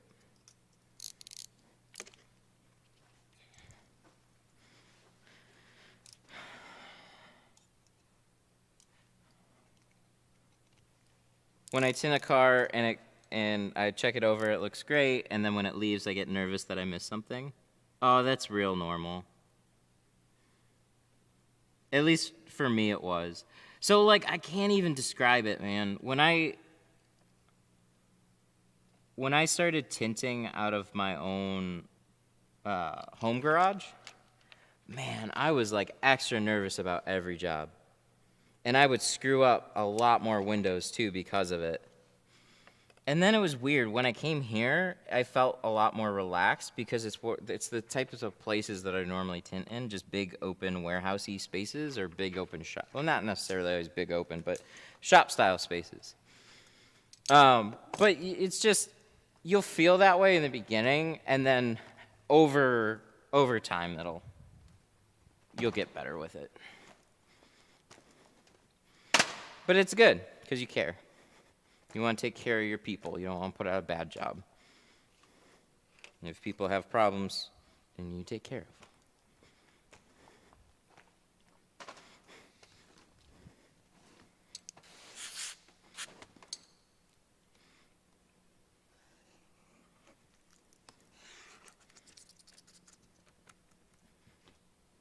Face with tears of joy.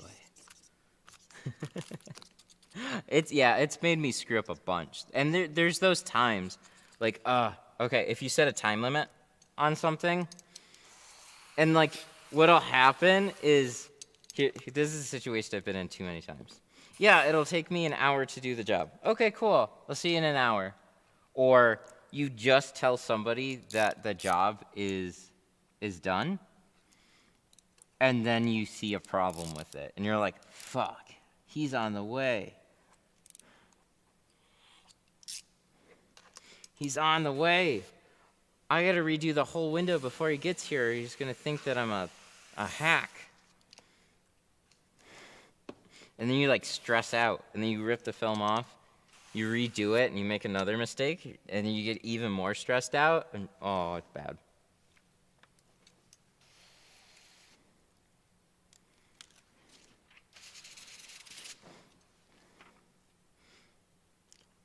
Can you use a 36 and cut it in half for an F-150 back window? Yeah, you can get the two outside pieces, or one of, two of them out of a 36, not the third. Yeah, I've been there too many times. That happened to me with this Rogue that I did not too long ago. Nissan Rogue. It's supposed to be stupid easy, but it's actually not. The new Rogue is kind of funny. But two front doors. Somebody called me. They're like extra particular. They're like, I've never had tint before. I've done a lot of research.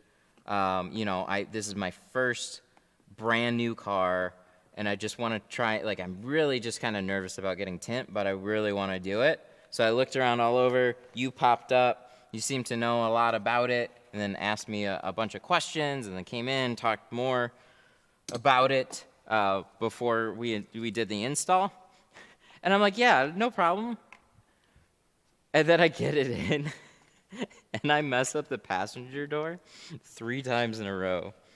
For good reasons, but all of a sudden it's like, yeah, I'll have it in and out in like 45 minutes for you, hour at the most. And then it took like an hour and a half. And they're waiting. And I'm just like, I scrapped a bunch of film, and I'm like, oh my God, of course it would happen with this. So on the new Rogues, they're deceptive. They actually, like, the bottom edge normally is fine. The paneling is really close to the window, making it extra hard to tuck. So I ended up creasing it at the bottom. And then over on this edge here, they put this black tape or some plastic that literally sticks to the glass that you have to scrape out. And it's not easy to scrape out either. But you have to do it before you tint those windows. Never seen it before. Never seen that on any window ever. So, good stuff. Oh, silly me. I could have used a 24-inch roll to cut out these quarter windows too. It saved a little bit of film.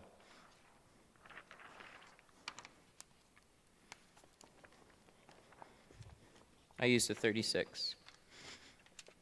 24 will work with the back window, 24 will work also with these quarters. Plenty of room. These ones are a little bit different from the Chargers.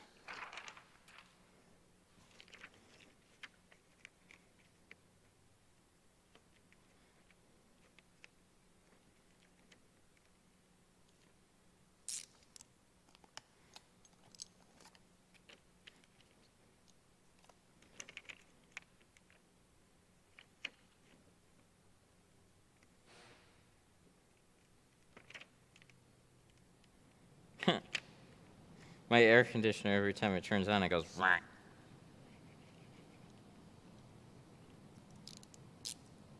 Top rappers?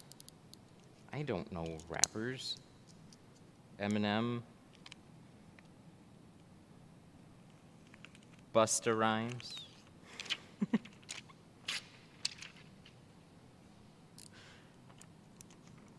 Okay. So what's weird about these ones is not really weird, but it can give you a little bit of difficulty. They're similar to the Challengers, but they're just laid out a little bit differently. So on these ones, they put this is always different. The rubber sometimes gets really close to this edge, or sometimes it'll be a little bit more room on this bottom edge, and then it'll start to pinch up here. So I've got like a blade's worth of space here, and I've got about like a teeny tiny amount at the top.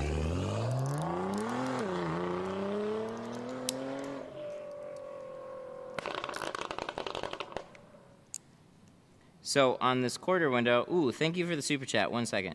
So on these ones,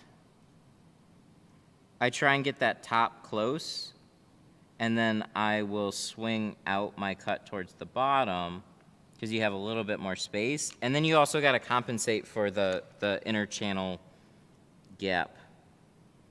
So like this side seal, this side rubber, if you cut this window basically exact, you're going to have a gap on the inside.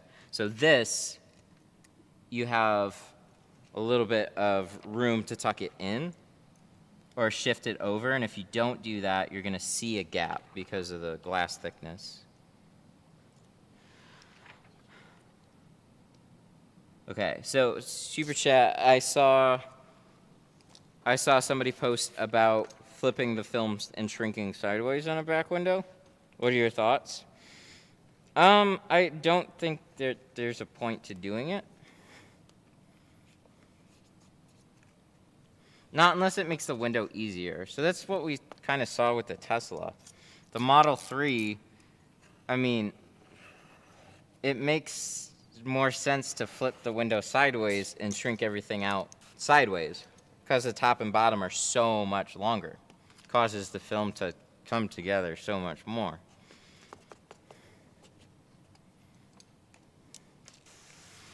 So if on a couple of cars, like my younger brother, he said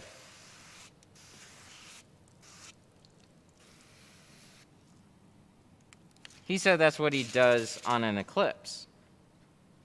And I was like, holy shit, that makes so much sense. Because it's a very skinny back window. You could just flip it and shrink it sideways and have way less film to fight with. Okay, it looks like we cut this one pretty good. So this is that shift that I'm talking about. If I cut this exact, you have no gap there, right? But then if I look at it from where the driver is sitting, and then you look back through your quarter window, all of a sudden you see a gap. No gap, gap. So that's why you have to cut these a little bit wider, and just the right amount to shift them in, and then you cover up any gap.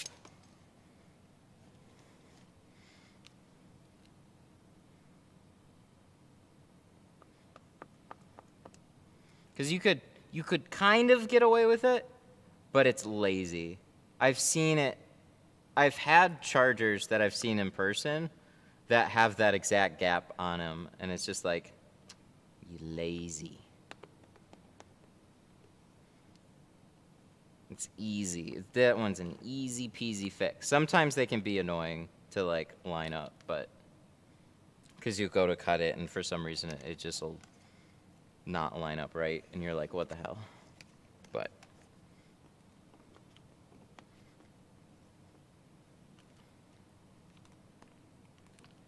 neat. All right, well, that's all the sides.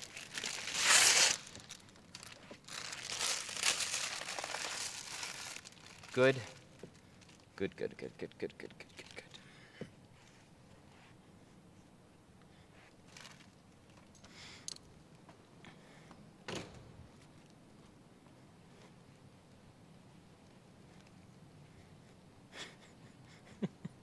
Whoever gave that thumbs down, your mom's a hoe.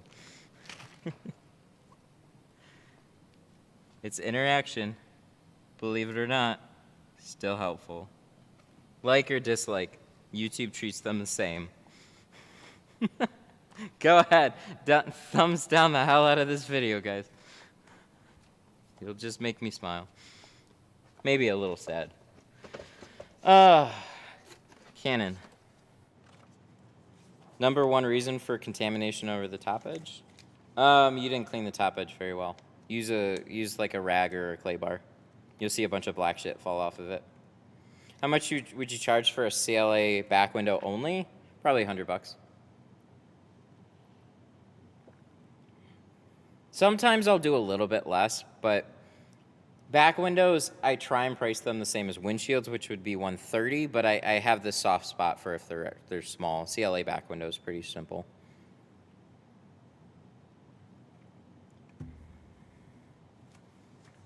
Best budget tint? GoPro. But best budget tint, you don't really need to go budget. You can just order less. That's going to be my answer from now on. Because I forget, right? I'm sympathetic. I'm sympathetic to saving money, especially when you're starting out. But if you're practicing, you can get some Tint Depot, some cheaper film on Tint Depot and use their film for practice. But if you're looking, like if you already can kind of tint and you're actually tinting some customer vehicles, don't cheap out. The tint is not that expensive.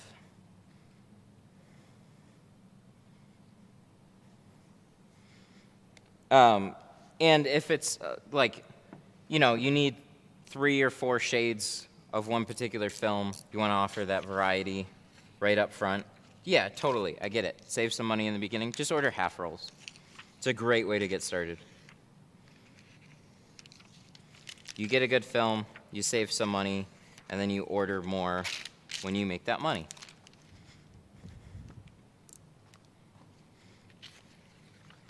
That's the whole idea. But I know there's a fair amount of people, they order the film, and then they go back to order film again. And they didn't plan that money.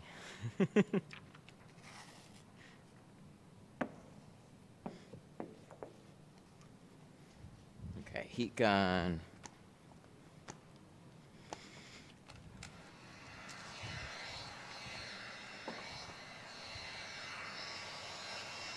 If you're using a 36 for the front windows on an F-150, how do you recommend using the film and the excess? How do you recommend using the film? What? 36 on an F-150, you just flip it sideways. It'll actually cover up the width. As far as excess film goes, it pretty much goes to waste.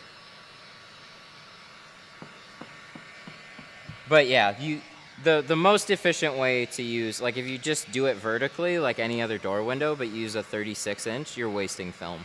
Flip that roll sideways, and then you'll maximize the amount of film that is saved. I do that a lot.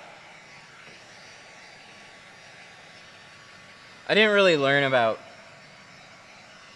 flipping tint sideways and doing it on doors. I was kind of like, isn't that difficult? Isn't that weird to shrink or whatever?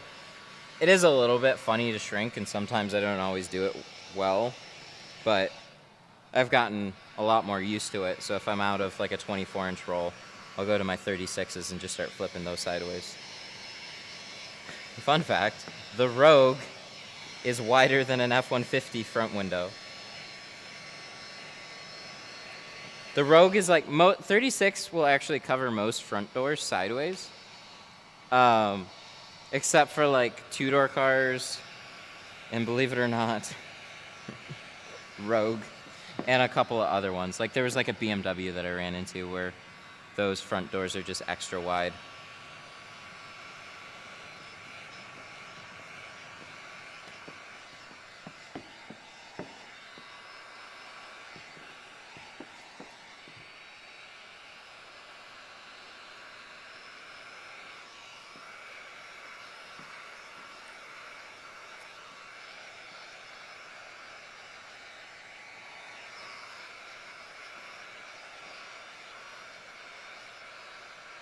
Yeah, somebody said earlier I need to get better lighting back here. Absolutely.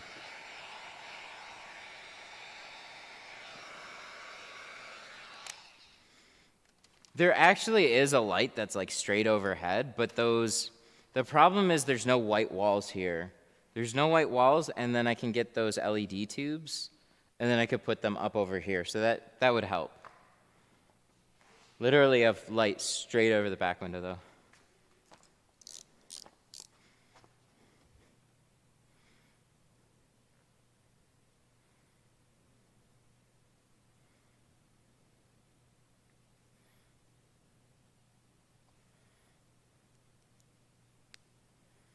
So one of these days we'll get some extra lighting there.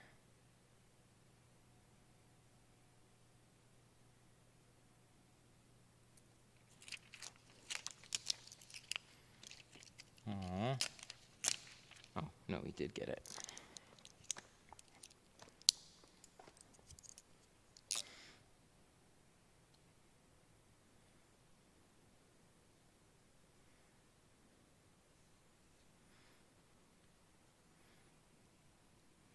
Every time I try and tint a truck sideways, I forget and end up fucking it up. I'll forget which way that I shrunk it.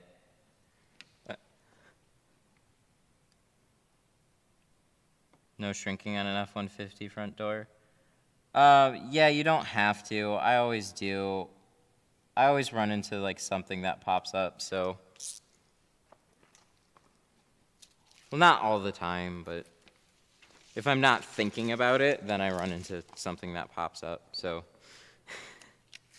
Yeah, it sucks. If you jump back and forth between 36s and 24s for side windows, yeah, you'll make that mistake a lot of times. You'll put it on sideways, you'll make a mental note of it, and you'll remind yourself, and then when you actually pick up the heat gun and put it to the tint, then you just default to shrinking it normally again, and you're like, wait, what? Ah, damn it. And then you try and unshrink it. No fun.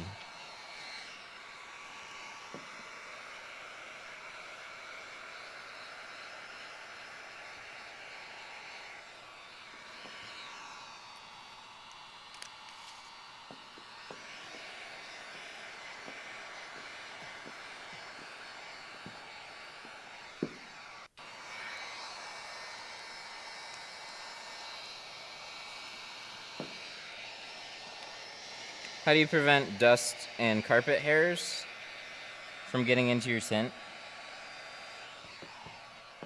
On the back window? You can't touch any of those surfaces. So when I'm installing the tint, you try and put it as low as you can on the glass, but you never let the bottom kind of flip down and drag along the carpet. If you keep it always above, all that stuff is just sitting flush and you're not touching your tint against it. So it's not going to just jump up like, whee, there's the tint. It's not going to do that. I might do that. You might have one happy little live hair that does that. Canon.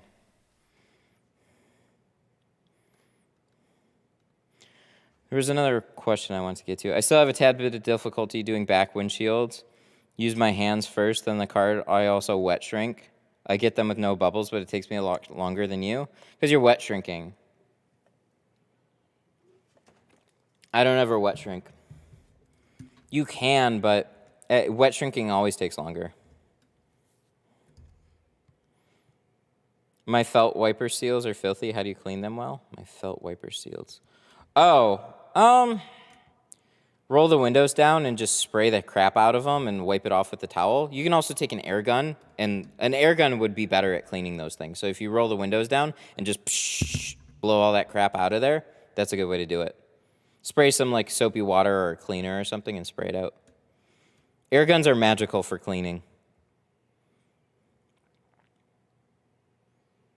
I've had a few hairs go wee into my tint. Is there an advantage to wet shrinking? I don't think so. I think wet shrinking is much slower. Because if you wet shrink the same way as I dry shrink, I'm going to shrink circles around you. The only way I've seen wet shrinking actually be efficient is if you do like the teardrop method. So you move everything into pockets, so like one here, one here, one here, and then you got to blow air underneath it and then move that air up. So it's kind of a different way to shrink it.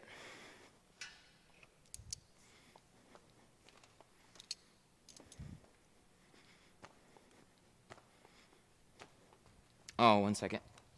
I wonder if it's too late. Hello.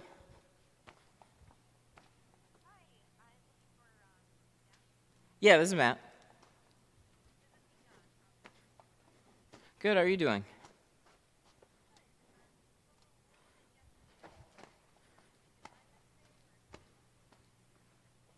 I wasn't yesterday, but I'm trying to make it today. You guys are available, I saw, till 4? Okay, I'm gonna try to get there if I can. You guys aren't open on Sundays, are you, right?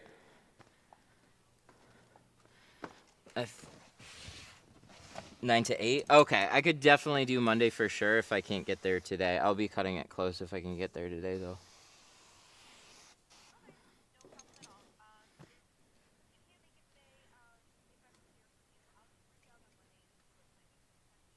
Okay. Okay, that sounds good. Yep, bye.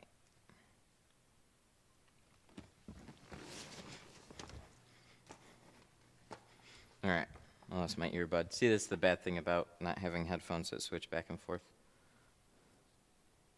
Never even heard of the air pocket method? Yeah, it's called, whoa. Okay, sorry. My headset. See, we gotta turn on these defrosters. But my headset, I don't have the little dangly thingies anymore, so it gets annoying.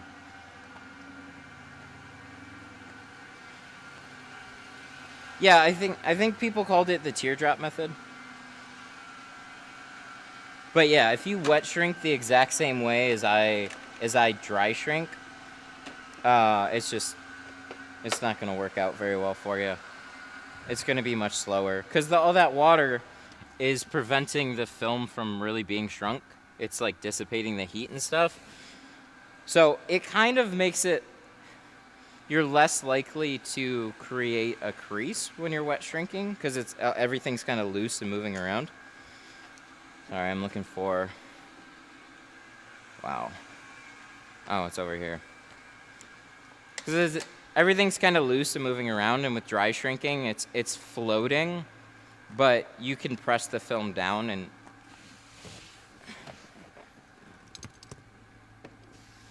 and shrink it.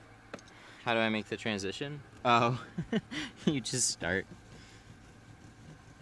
Just literally do it. Just start with, get a drier sheet, throw it on the back window, let it dry, and then try shrinking it that way.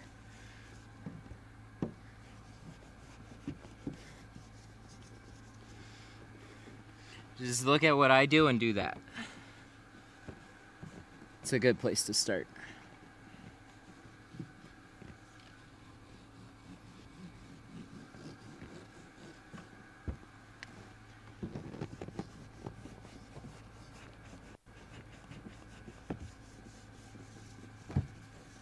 So these don't feel warm. Oof. They removed the film. I wonder if they scraped these too. Oh wait, no, there it is. Some of them are getting warm. That's cold. Oh, maybe they scraped some of it. Some of this feels warm, and then some of this feels... Maybe it is. Maybe it's just taking a little bit.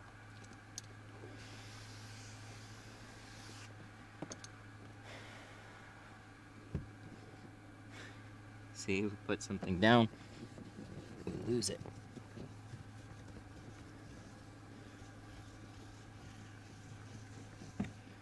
How do you know which cars to turn on the defrosters for? There's just a small list of problematic cars. Just write this down. Mustangs, 300s, Chargers, and Challengers. Everything else is fine. You might have a couple pop up on like something. I believe I had like a couple pop up on like an Audi, but most Audis are perfectly fine. I don't remember which one it was, but just keep a mental note on those cars and you'll be fine. Tint everything else normally, but when it comes to these, they just have extra thick defrosters.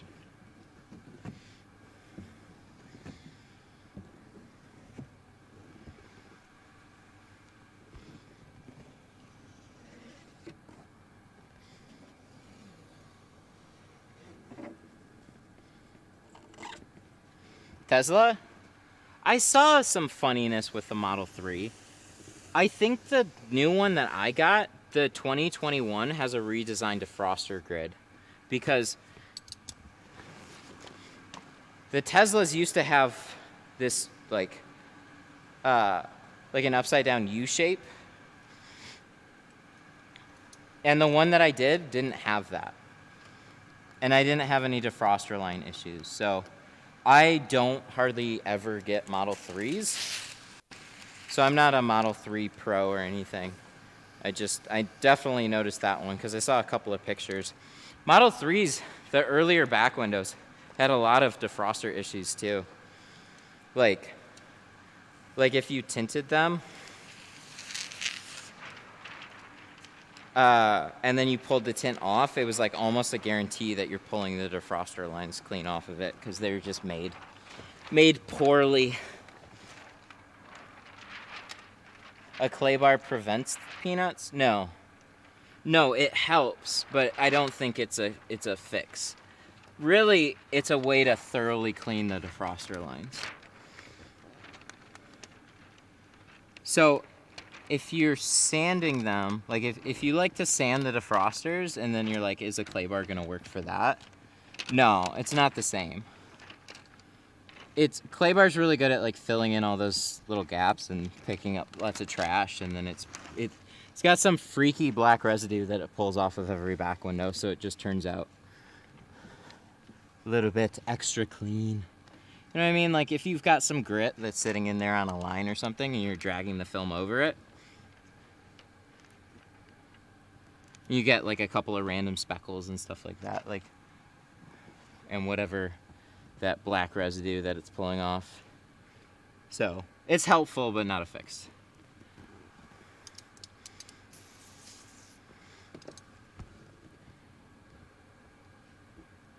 Okay, so when you squeegee these out too,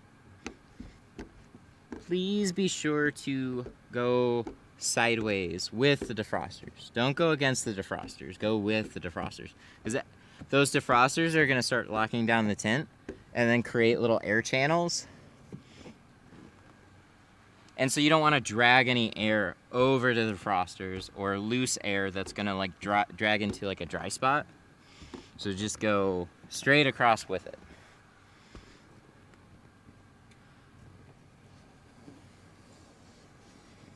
Easy peasy. And then this top area is all like antennas anyways, so it's mostly just worry about the bottom or 3/4 of the window and then worry about the top. There we go. I'll still do the same thing on here. Sweep, and then that's it. We didn't have to do anything extra, nothing crazy. These are really straightforward back windows. They just created that problem. And you guys know when you have one of those little air pocket issues, you can tint the window in like 15 minutes and then spend like an hour trying to touch up every little air pocket. It's so annoying. I remember when it first happened. We were pulling our hair out trying to fix that issue. and there was just tons and tons of it. Chargers, 300s. Like, you guys see how many Chrysler vehicles I get. Dodge and Chrysler vehicles, super popular around here. Oh, yeah. Chargers, 300s. And Challengers all the time. All day, all the time. Oh, here it is. There's my scrubby.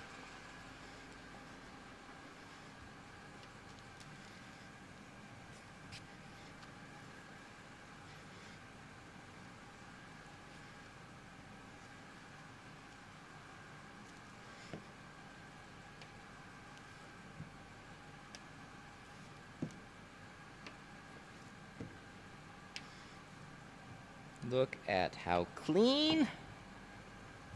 Very nice.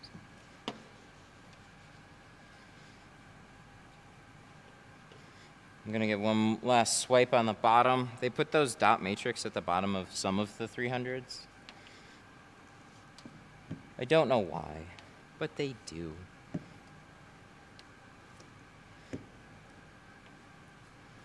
They do like a reverse matrix on these. A lot of back windows, they would put it on the top. These ones, they put it at the bottom. They're trying to be Audi, I don't know.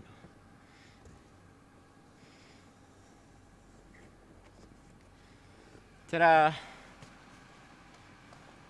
little bit extra water up here. Yep.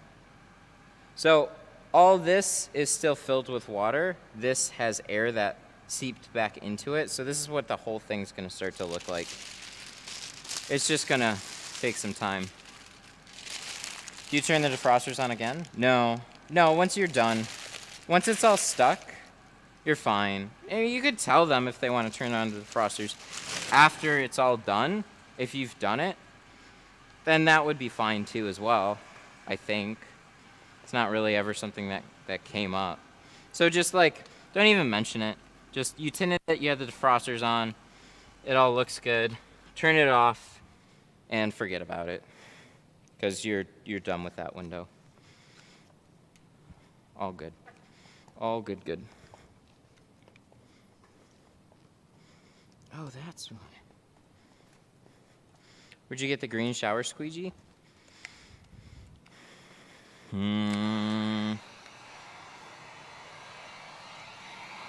At Walmart or Target? Yep, actually, that's where it was. I was trying to remember if it was... It's either like... It's just a Libman squeegee, so yeah, Walmart, Target, Meijer. Any of those places is where I found it locally. There was another one that I had. It's not as good. The Libman one's really nice. It's been lasting for a long time. It's clean. It's portable. Works well.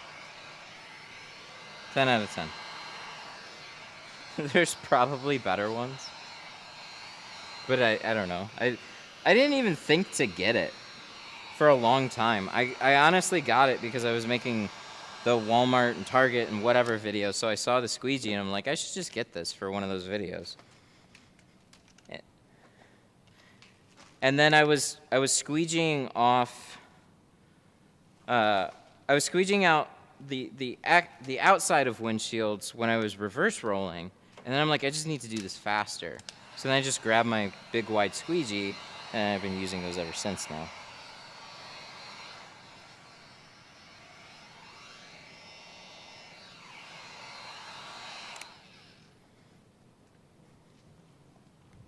Dollar store, Menards. Yeah, all over the place.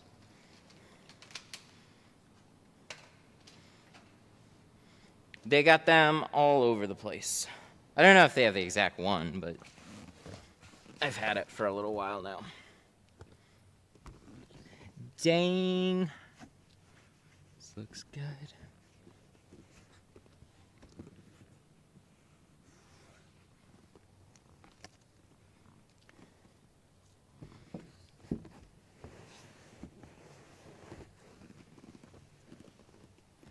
Okay, we got a windshield to do, and then we'll be done. So let's move all that stuff out of the way. Let's put the seat back. I feel like there's a gun under there. Oh, it's a Nerf gun.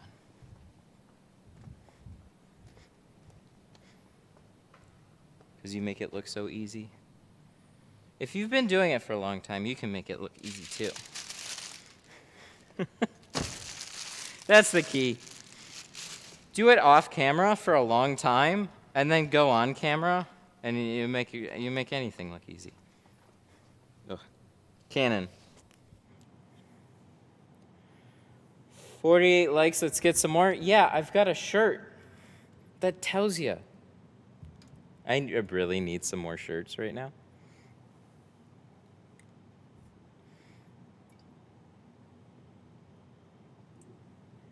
What do you think about Solar FX? One of our local places use it.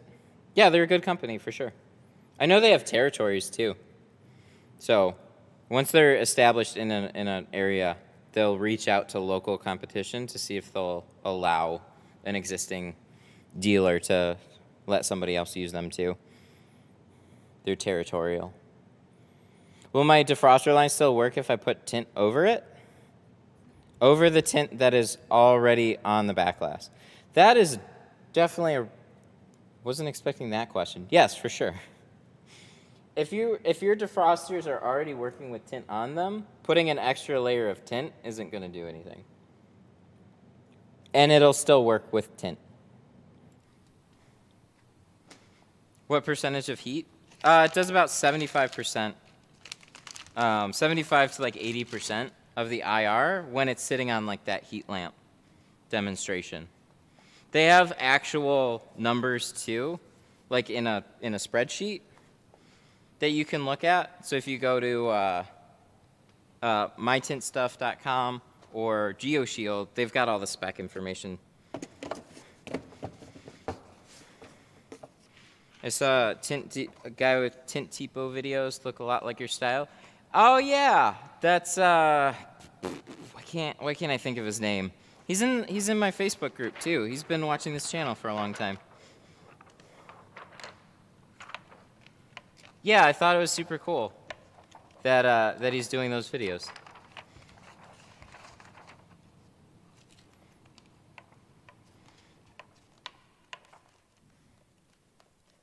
GoPro has a smudge. Uh-oh. I'll fix it. Thank you.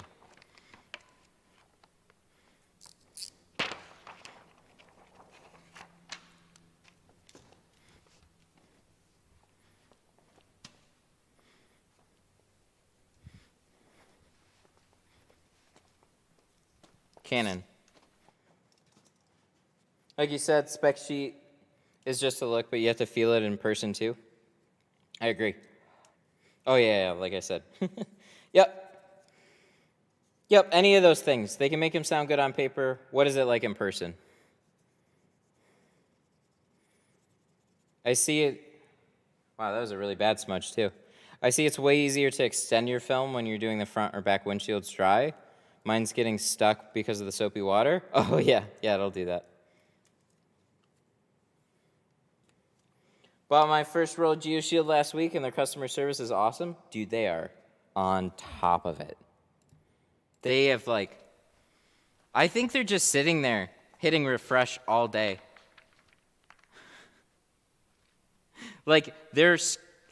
Dude, I see somebody tag one of them, and they have a response within minutes. They're the Jimmy John's freaky fast of the window film. And it was so cool talking to Burns. They immediately sent back a chat when I had an issue. That's awesome. Yeah, like I said, they're definitely on top of it. But yeah, it was cool. So I was talking to one of the owners, and he said, hang on one second. He said when he takes, he's like, he legitimately feels bad if he can't get film out same day. He's just like, if I have your money and you paid for film, I want that film out the door now. So every once in a while they run into shortages and stuff, and like that killed him.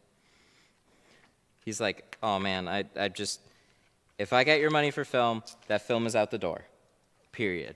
That's how quick we want to get this out. So yeah, they're on top of it. And then to see that on top of like their communication with people, so if somebody has an issue or whatever, they got communication down. They're helping you out. That is fantastic. Told them I found them from your YouTube. I appreciate that.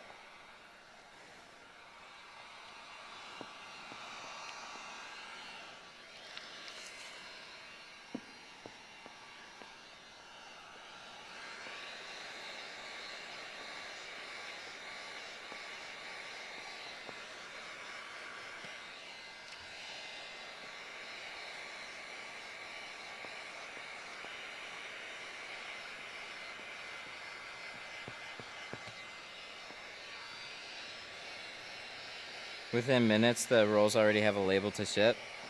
They've been doing it for quite a while. That's cool. Yeah, if they have it in stock, they will have it usually ready. Like they said that basically any order before 1 o'clock is like guaranteed to go out the same day.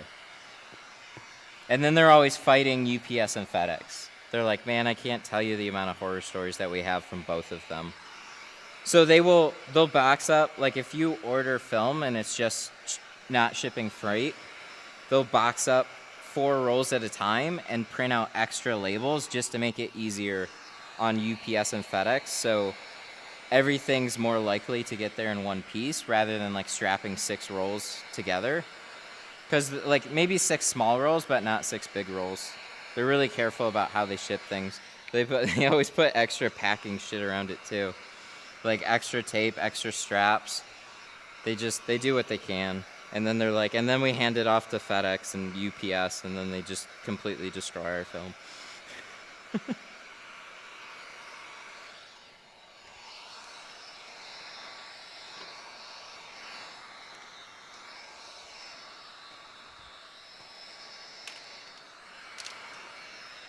I have my first customer. I have one. I'm messing this comment up. I have my first GeoShield customer tomorrow. That's awesome. Open the roll, like the color and the feel. Very cool. The only thing is make sure you have enough soap. So if you're coming from like Global or something similar to that, you'll have a similar adhesive there, where it's just it seems to be a little extra sticky. So I try and get the glass to be a little cooler, and I'll put Dawn and baby shampoo together in a bottle. Just try it, see if you have sticking problems. Like if it sticks more aggressively, just keep that in mind. Shrinks really nice, looks really nice. It can stick a little bit, especially on a hot day and depending on the windows.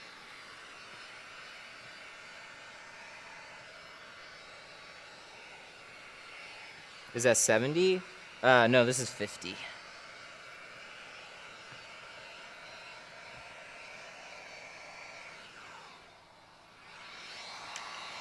$50 always seemed like a shade that is really, really light for a windshield. And then I have it on the Blazer with 35. And it's still light, but it's honestly not as light as what I really was thinking before. Living with it, I get to see it all the time. It looks good. It's a nice, comfortable shade. Still gives you a good amount of privacy. Not a ton of glare reduction, but it helps blend everything together too. It looks good. You'll get some more reflections off of the sky and whatnot. I use Dawn and baby shampoo just like you. I'm very generous with my soap. Being in Alabama, then you'll be all set. Yeah, that weather, that's no joke. Especially if there's no AC in the garage, then it's like, oof. Oof. Oof.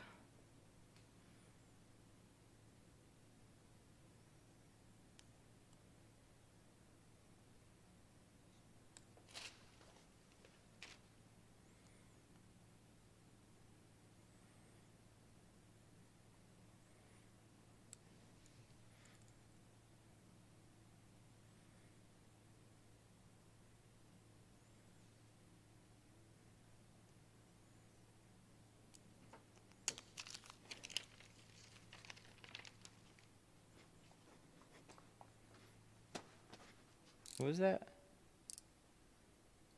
Oh, Kevin Rogers from, for the Tint Depot videos. Yeah. Yeah, he's a cool dude. I really like those videos.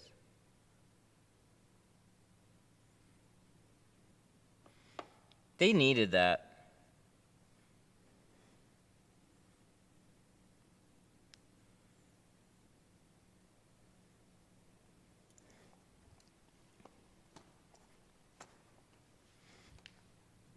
Do most customers get 35% on the windshield? It's a 50-50. I think more lean towards 50 a little bit, but not by a lot. Do you want a dark windshield?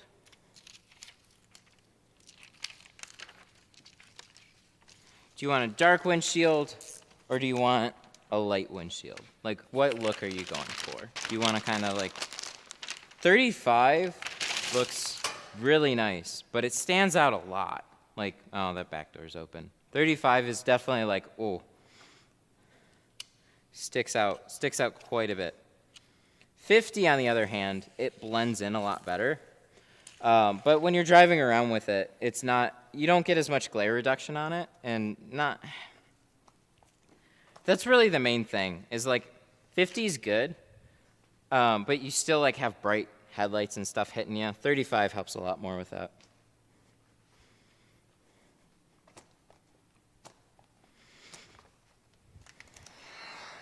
Okay, we're gonna find out here in a minute whether or not we need to take if we want to take a mirror out or not.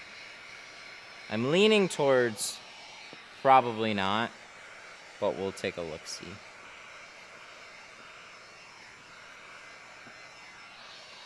And also on 300s, you got to be extra careful about, just make sure everything's covered up, because they like to put BCMs in funny places.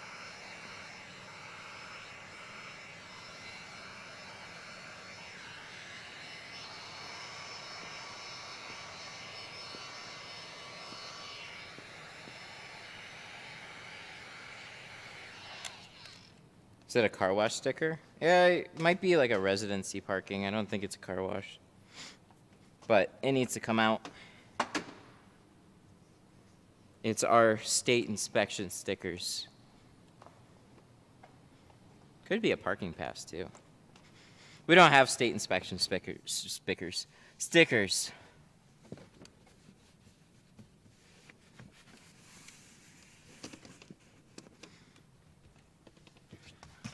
I had 20 on my windshield. I loved it. Just got to have super bright headlights. I agree. It's nice. It really is. And it looks great. But, yeah, you need those bright headlights to compensate for it. No, I'm going to leave this mirror alone. There's this big old plastic housing thing that's kind of funny around it. I mean, there's more open ceramic around it, so it's a little bulky. It'll be a little bit annoying, but that's okay. We can deal with that. I don't know what this is, but... Oh, they twisty-tied this.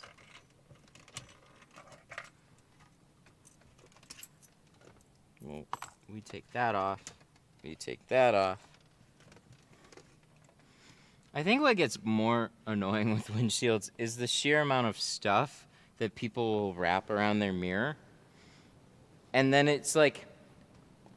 You're just kind of fiddling with it all to try and figure out, like, okay, do they wrap it around this way or do they wrap it around the other way? Because, like, you start flipping it around the wrong way, and then it starts twisting tighter on the mirror and creating little knots and stuff, and you just need it off. But then they put on things like rosaries, and so it's like you don't just want to break it off.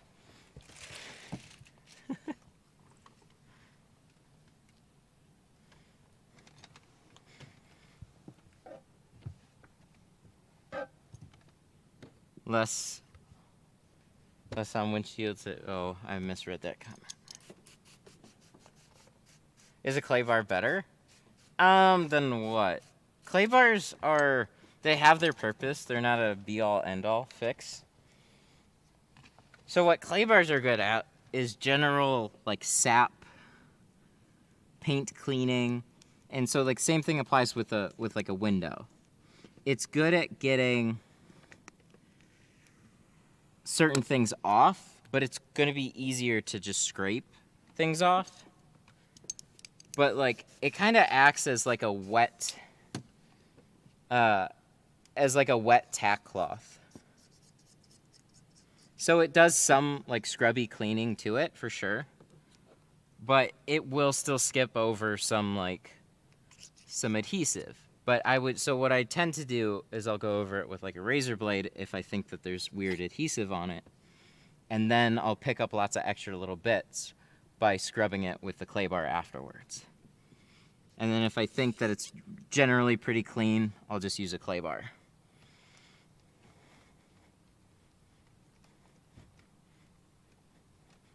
So on this one, we had glue all over the other windows.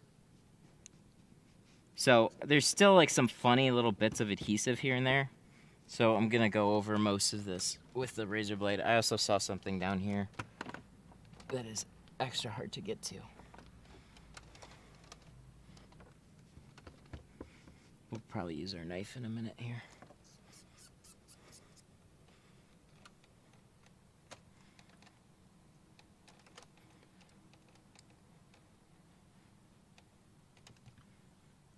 How much pressure with the felt card? Enough. You're not like slamming it down, but like just enough to like smooth it out. You're not gonna hurt anything by putting more pressure on it though.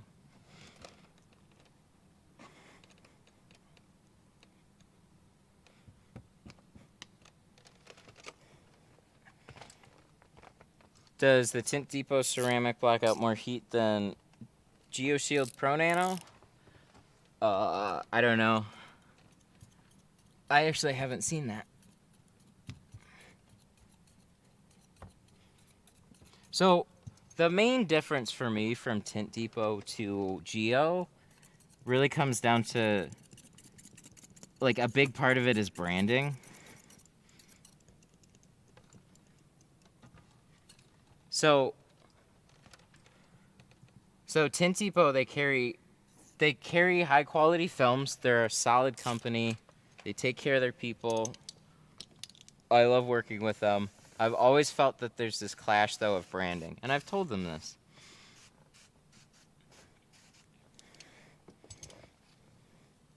Tint Depot kind of gives me like a Home Depot vibe. So like it's a great resource for getting tools, getting film, and you can definitely run your business off of it.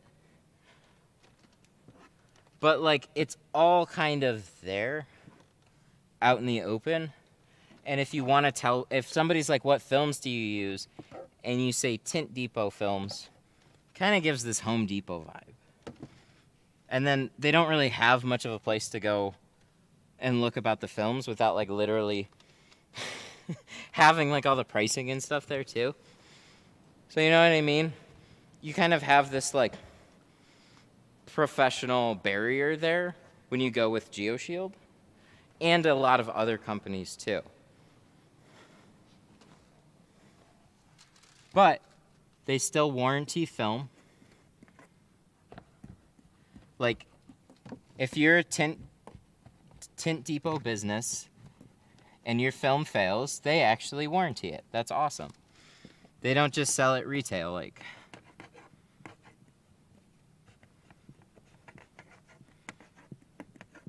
Do you recommend starting by applying at a tint shop? Honestly, no.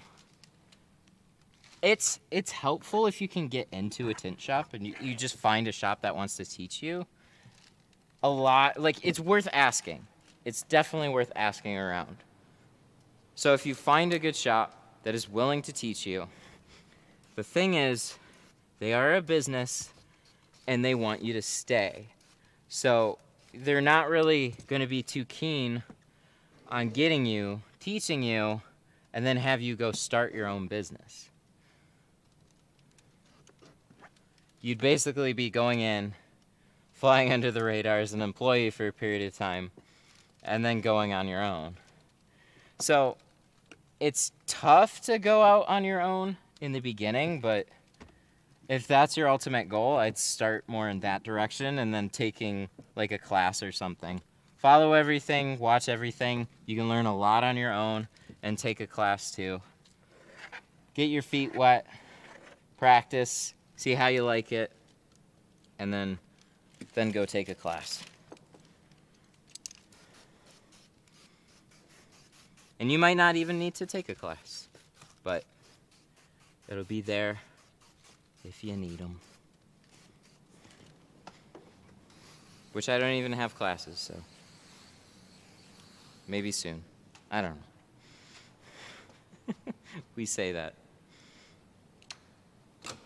Okay, where's my Libman? Where's my big green? There it is.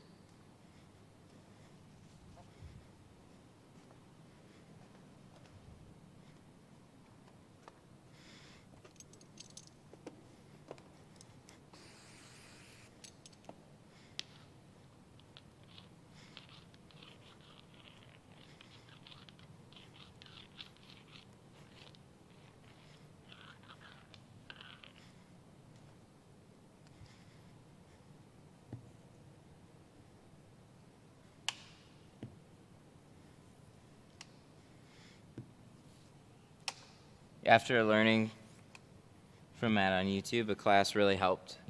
That's cool. That's the way I think it's really beneficial, because if you just go in to take a class and you've never tinted before, you don't know if you even really like it. You don't know what to ask. You're kind of just like going into it purely green and like, yeah, I'm going to tint windows. And so I want as much guidance as I can early on so I make all the right choices. And that's good, but I would take a follow-up class. And that can get extra expensive. So the most benefit that you're going to get from a class is knowing kind of what you're doing going into it. So when you watch somebody that knows what they're doing, all of a sudden you're kind of like, oh, shit. You did this and you did that, and now I understand what you're doing over here and why you shrunk it this way and why you did, what you did over here. It just makes more sense. You know what to look for. But yeah, if you've never touched film before and you're going in for like a 3 to 5 day class, it's kind of even hard to teach, and it's awkward to like get used to just handling the film.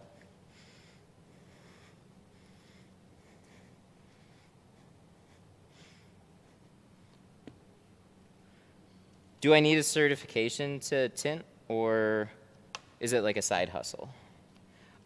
It's whatever you want to make it. You definitely don't need a certification. There is no universal certification for window tint even. There's no nationally or internationally recognized benefit from any of them. It's basically like you got the IWFA, which you just pay to be a member of. Like, are you a tint business? Yes. Okay, cool. Pay this fee, the yearly subscription, and then we'll put you on a map. So, like, there's no certification thing. There are classes that will give you certificates that you can hang up on your wall, but they're only as powerful as anybody looking at them places on them. So, if you're a general consumer and you go into a shop and you see those things on a wall, it makes your business look better if they pay attention to them. But they might not do a damn thing for you either. So yeah, you don't need any certifications or whatever.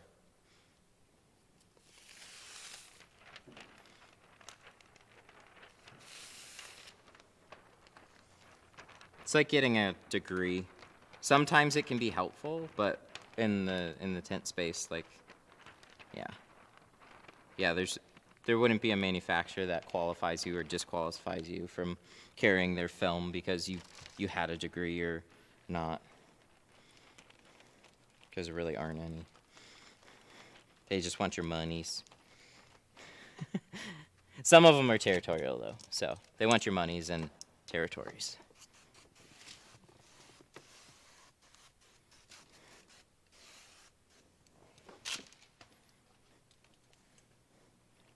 Thanks, bro. I do it full time. Just wanted to be certain. Oh, you're very welcome.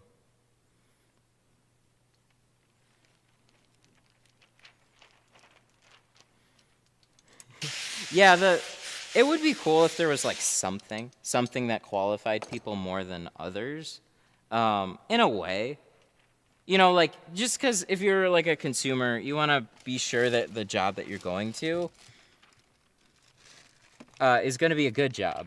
But that would be like, you know, you verify a shop, and shop gets rid of new installers all the time. So I feel like it would have to be installer based, not just shop based.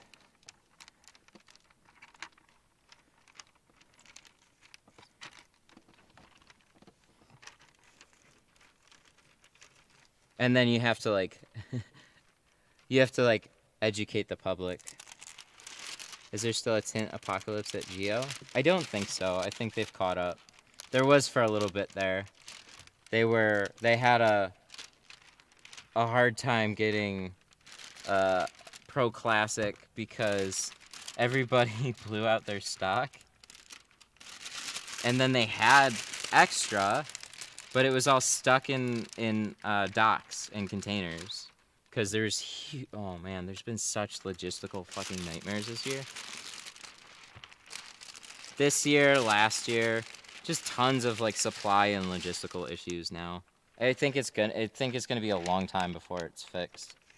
So you really have to like order far in advance on getting all your runs and stuff and pre-planning further out than what you used to have to. And it's just hard to anticipate. You know, you don't know if you're going to blow through your inventory 3 times as fast as the prior year. You go on this like gradual curve or something, like sales are going up, sales are going, oh my God. Why does it do this? These are, no, okay, we're good.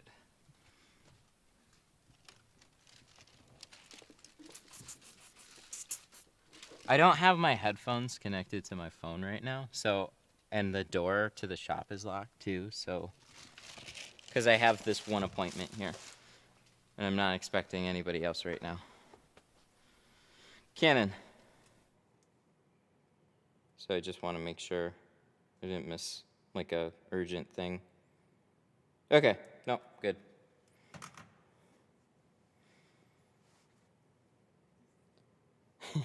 I'm a certified installer at the shop I work at, but what does that mean to anyone? No one. I work for them, but I can go elsewhere, but I am still certified? Crazy. Go, bro. Yeah, exactly. Like, unless the shop advertises it, and unless the customer has some sort of like validation along with it, like, oh, okay, yeah, I want my installer to be certified. And then you have like everybody just, not everybody, but then you hear about like, oh, I don't want to pay more than $100 for a full tint job. So it's like, what would it matter? It's gotta, like, everything would have to have a lot of weight for it. But I think it's so difficult to do anything like that, and there's not enough people to care. So, like, you could have, like, an Apple-certified repair center, and then Apple is pretty locked down on selling their parts. That makes sense, right? And then they have their phones. They're a big enough company. People have enough of their phones.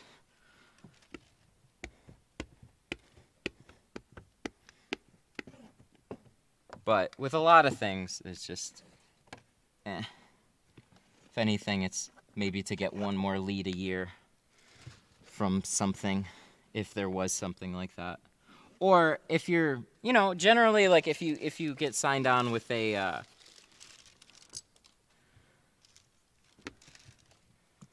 brand certification, yeah, so that can have some weight to it. So I was going to follow into, like, you know, when you're with a dealership, they're going to have usually like some sort of a dealer locator But that's dependent on how much traffic that they get too, whether or not it has a lot of impact on you or not. Some of the really strong ones, I think, right now are going to be like Ceramic Pro and Expel in the film space. Lumar's still got a fairly big name, but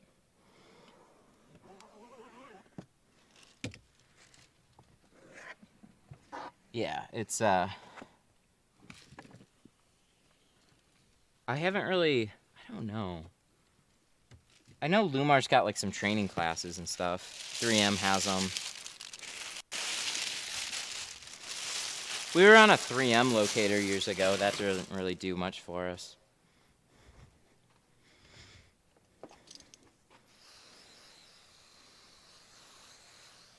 But they have them.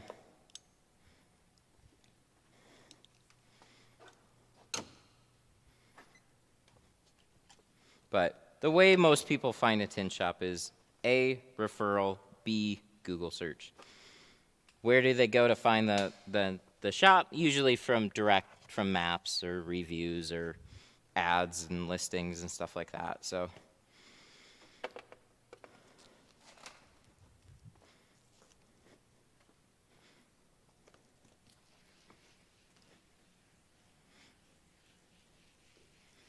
there should be from a lot more window film companies. They should create the demand for you. But what you often find is they focus more on sales to shops because that's what makes them money rather than just general marketing for their clients.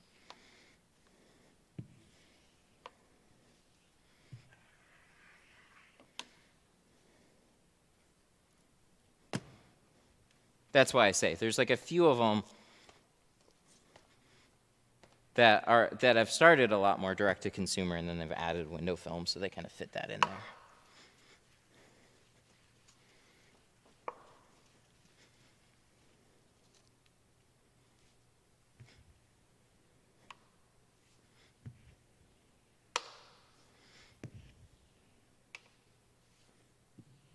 Oh, I messed it up. There we go. It's fixed.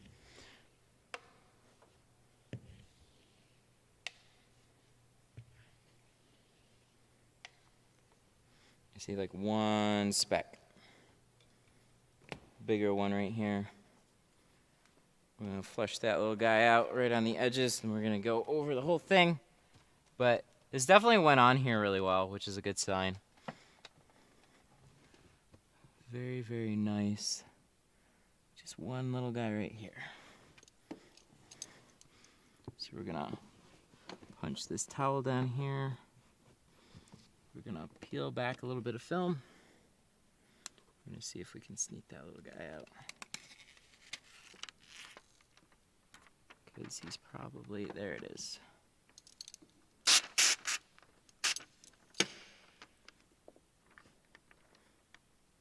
It's always nice if you're going to do any type of a dirt removal thingy. Helps to have it on the edge, and it helps if it's like a bigger piece. If it's like a handful of little speckles, that's not generally something you can remove. But if it's like one bigger speck, it's usually easy to just break loose from wherever it's stuck and sweep it out. Especially on the edge. Perfect. Likes are up. Thanks, boys. Aw. Well, that's cool. Is it because of the shirt?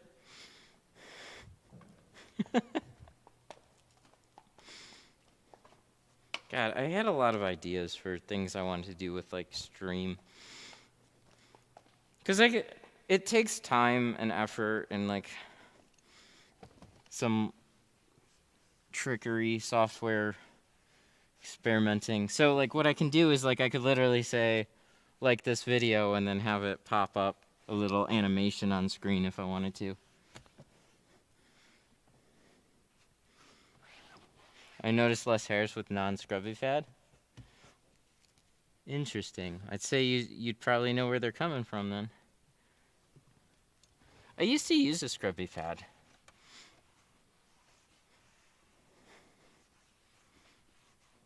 Since we got clay bars, I haven't used them as near as much. But they got their place. They got their place for sure.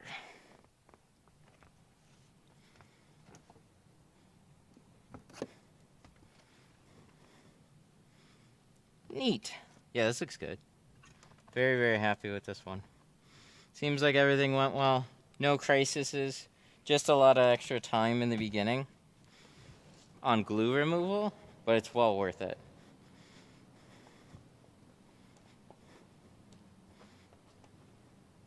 Well worth it. Canon. I feel like there's a roll in here. Ah, there is.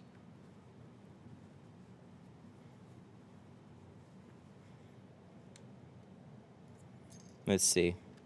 Where's my stream window? Oh, cool. Yeah, that's not a bad one. 3 hours.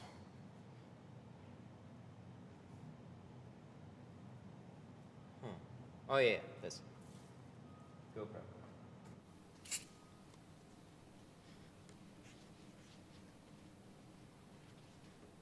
Cool. So,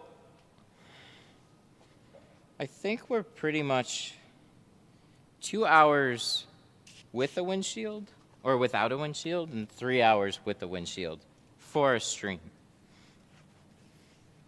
And like this, it would have gone faster if we didn't have to do the glue removal, but that's kind of like how this stuff balances out. It's like no matter what you do, there's always going to be something that makes you like, whether or not we like mess up a window or whatever, it always seems like there's something to push it longer when we're doing a windshield. And then 2 hours. 2 hours on most full cars seem to be pretty accurate.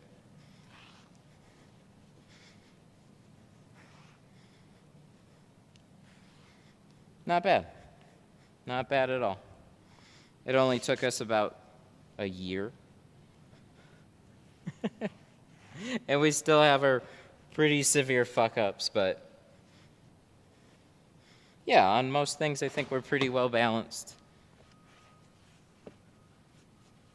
On like time and stream and stuff, which is cool.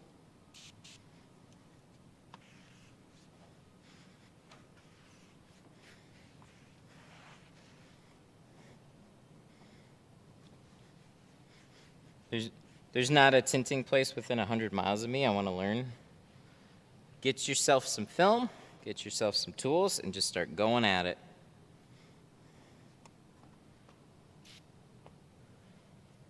Tint Depot has good starter kits. So if you're not really sure what to buy, also I have a really good recommendation link. Let me pop that in chat for you. Tint Depot. Yay. So that link right there, tintdepot.com/tintstuff. That has all the tools that I'd recommend. You can do basically every car with those. So that's a good place to start. Get some good tools because they're not that expensive anyways. It's not like you're spending thousands in tools. Literally a couple $100 in tools. And you'll have like a full set of basically everything that you need. Because if you rewatch like the streams and stuff, you'll notice I use a lot of the same things for every car.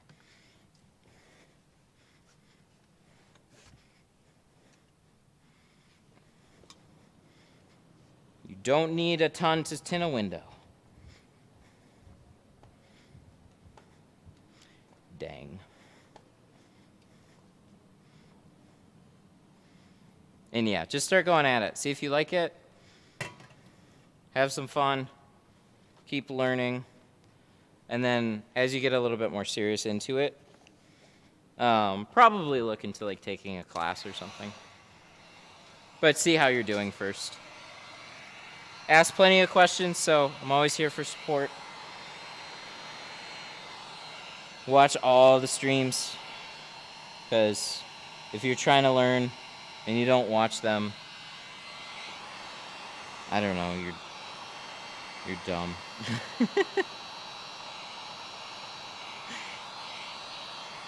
Like, I watch literally like every tint video that you can. That's what I do with everything that I'm learning, or everything that I try and learn.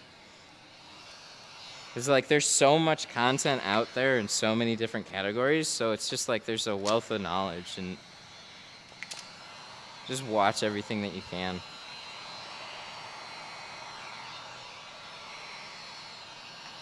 There's classes for window tinting. They're kind of scattered, and they kind of range all over the place. And sometimes you have to go a little far to get to one, depending on, like if you live in Florida, there's probably going to be a handful of places to go to.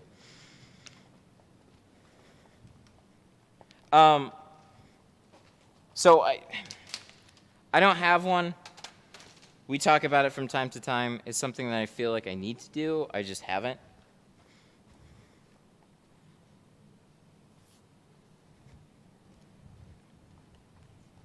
But they're like watching somebody in person that knows what they're doing is super helpful. So I try and do as much as I can here on stream. And you can like seeing the process start to finish and how I tuck things in. Like I try and make that about like being at a physical class, what it would be like. Like this is literally like how jobs are. There's nothing pulled here. We literally had glue that we were cleaning for 45 minutes before we even got started. You just run into this. So how we handle situations when we run into them, all this is stuff that you're definitely not always going to be able to see at a class. But I'd be doing a very similar thing at a class anyways. It'd just be a lot more like personalized. So you can get the exact questions that you need answered and like examples, and people will show you stuff. GoPro. No. Canon. How much experience do I need to get a window tinting job? A shop just wants to know that you can tint.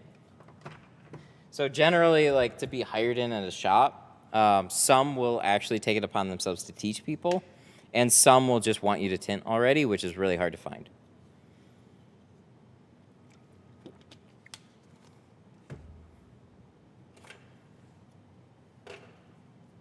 So it varies. Window tinting is very like mom and pops. There are very few franchise places and corporately run things. They're all kind of individualized. They're all by somebody that learned how to do it. They started their own shop. They hired a handful of people, taught them how to do it, or they continued to do it themselves.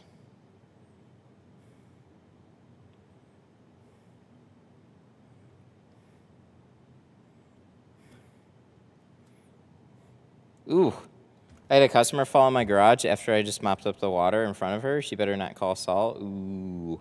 Yeah, I hope not. That's one of those things that, like, you got to be careful with customers walking in the back. It's definitely a liability. As nice as, like, some people just walk back there, and it's kind of like it's all fun and games until all of a sudden something happens.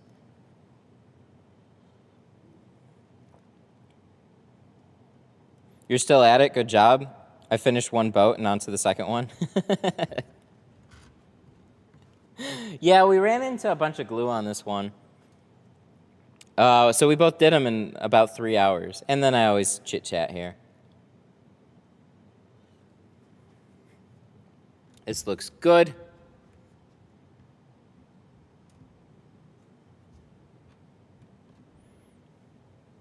She just had a pedicure and had those fake Chinese flip-flops.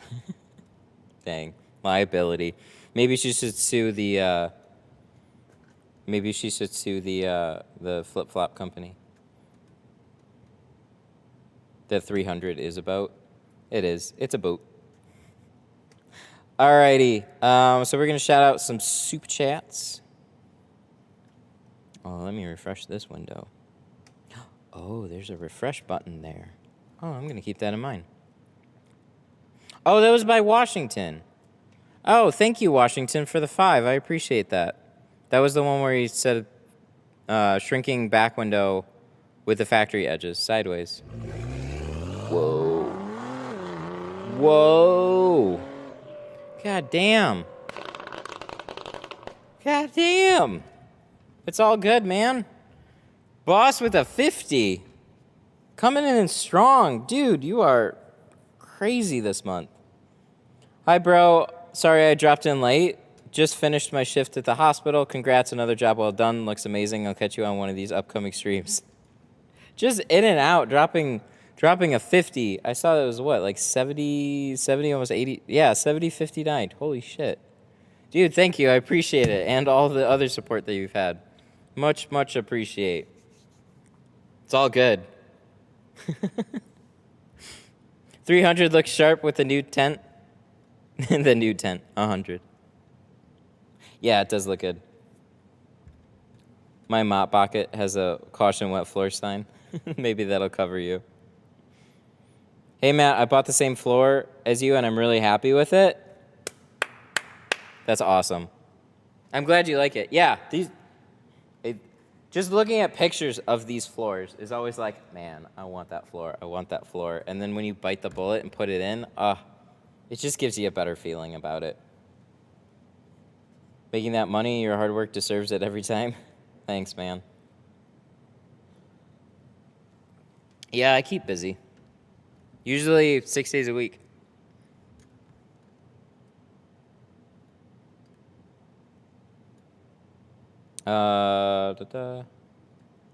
Nobody in the shop anymore? Sad. Yeah, I know. There's always got to be that little separation. And, like, sometimes, like, most of the time it's fine. And then when it's not, it's really not. So somebody falling in the shop is definitely like a, ooh. Alrighty. Yeah, so we're going to shout out the super chats. Boss coming in super strong at the end with a 50. That was big. Washington, Cold Front, David, Dorito, Jose. Oh, did I call out? And then Dorito again, and then strong in the beginning with Daniel Reyna. He's usually on it right at the beginning. Thank you, buddy. I appreciate it. Jose, I don't know if I called you out when you're going to make a video with window files shapes. I didn't call out your super chat. I'm so sorry I missed it. Jose with a 5. When are you going to make video with window file shapes? Oh, like with a window file or with a file? Like an actual like file on the edges and stuff? I'm not good at it. I tried it. I'm not. Maybe I need a different file. Aww. And last but not least again, Jose with a 10. Well done, everyone. Have a nice weekend. Dude, I appreciate that a lot. That's a nice one. Just send in some good vibes to the community. That's cool. Much appreciated. How did you like that yacht? Oh, I wanted to comment on it. I'm sorry. Yeah. No, that was cool. I didn't realize Glassade was on it at first, and then I saw it was tagged. I looked at the edges. Dude, that was really cool. Thank you for that. That was a big windshield to do. Nice job. You sound and look like Edward Furlong. I don't know who that is. I think I've heard the name, but I don't know who it is. I couldn't put a face to it, but that's okay. I've been told I look like Bill Hader. There was one, they'd see my face in the thumbnails and like, oh, I thought Bill Hader was in this video. Alrighty, guys, I gotta get going. I got some other stuff to do. I gotta see what we're doing about this car right here. And I will catch you all on Monday. We'll be back on Monday. He was American History X and Terminator? Oh.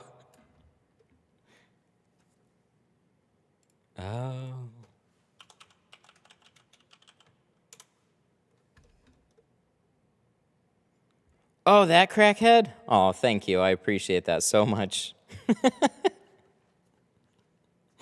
Well, some of the recent pictures look a lot more scary.